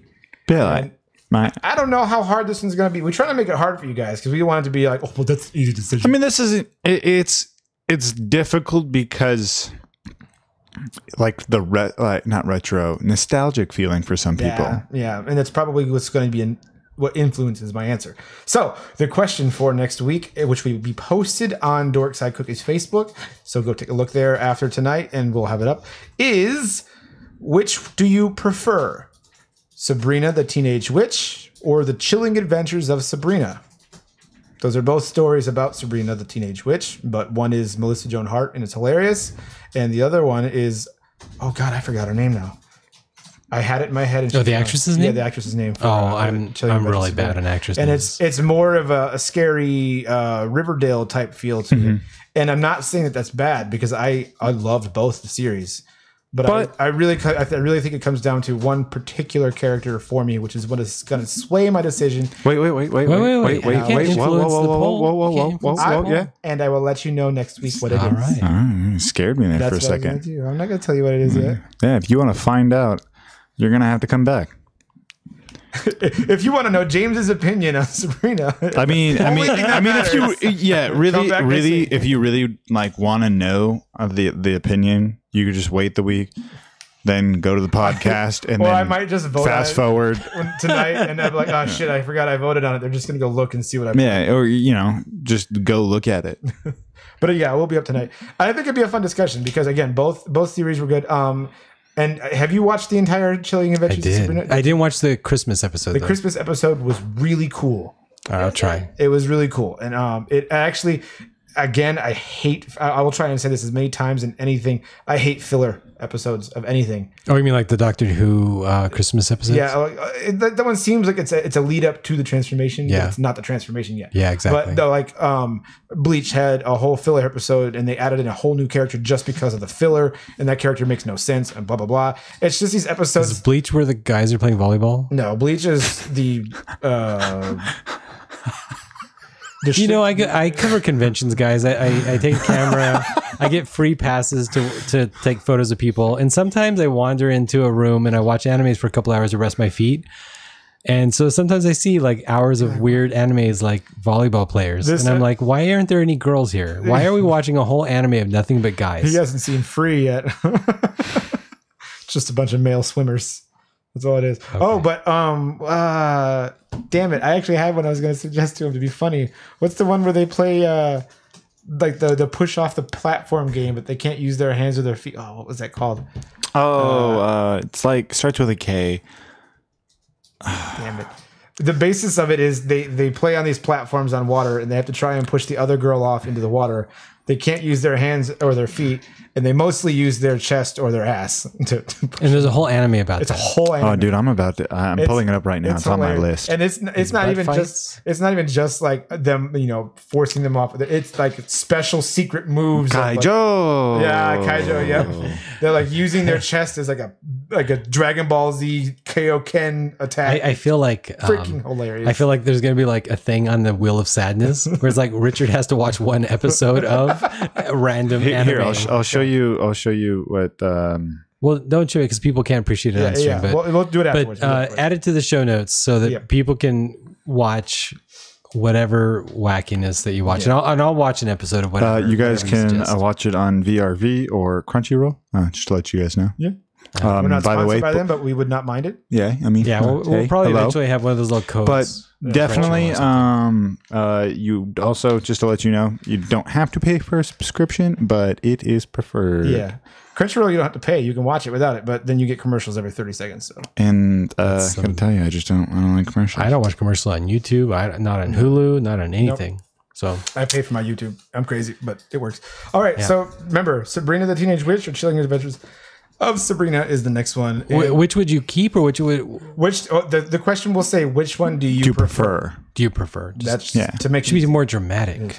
Which one will you cry if you die and you haven't finished yet? I don't. Which one do you want another season of? Well, but that's not fair. We're already getting another season of Chilling Adventures. But we're not getting. Well, what if you had to give one up and you'd get another season of the original one? See, that's rough though, because the original one, they completed it. Oh, Like yeah. they didn't leave anything hanging. Okay, just which would you prefer? Which That's one fine. did you? We'll prefer? leave it easy. Yep. But guys, Yeah, thanks for this is technically again our first episode, so thanks for sticking around. We're gonna have a lot more whizzes and beeps and boops and stuff and Sound effects. We have a whole Elgato bunch of buttons whole we can push. soundboard we can do. We're gonna have our intro worked out. so come on back to checking iTunes for updated new Well, episodes. we're on Podbean right now. We're in Podbean, but Podbean. So you have a hosting provider, which Yep. is Podbean. That's dorkside.podbean.com. Yep. And then from there, it gets pushed into Spotify and iTunes and all the rest. Those are just, you can get it wherever you get podcasts in the next week or so. Yeah. So just check out, all your venues of where you would collect your podcast from us, and we will give you the news. Yeah. And that's Next the way the cookie crumbles. I don't know. We'll come with a better ending. All right. Bye, guys. Bye bye. Thinking of the Markiplier one. Bye, guys. That didn't even work. Didn't work. Click on end scene, Bobby. End stream. Yep.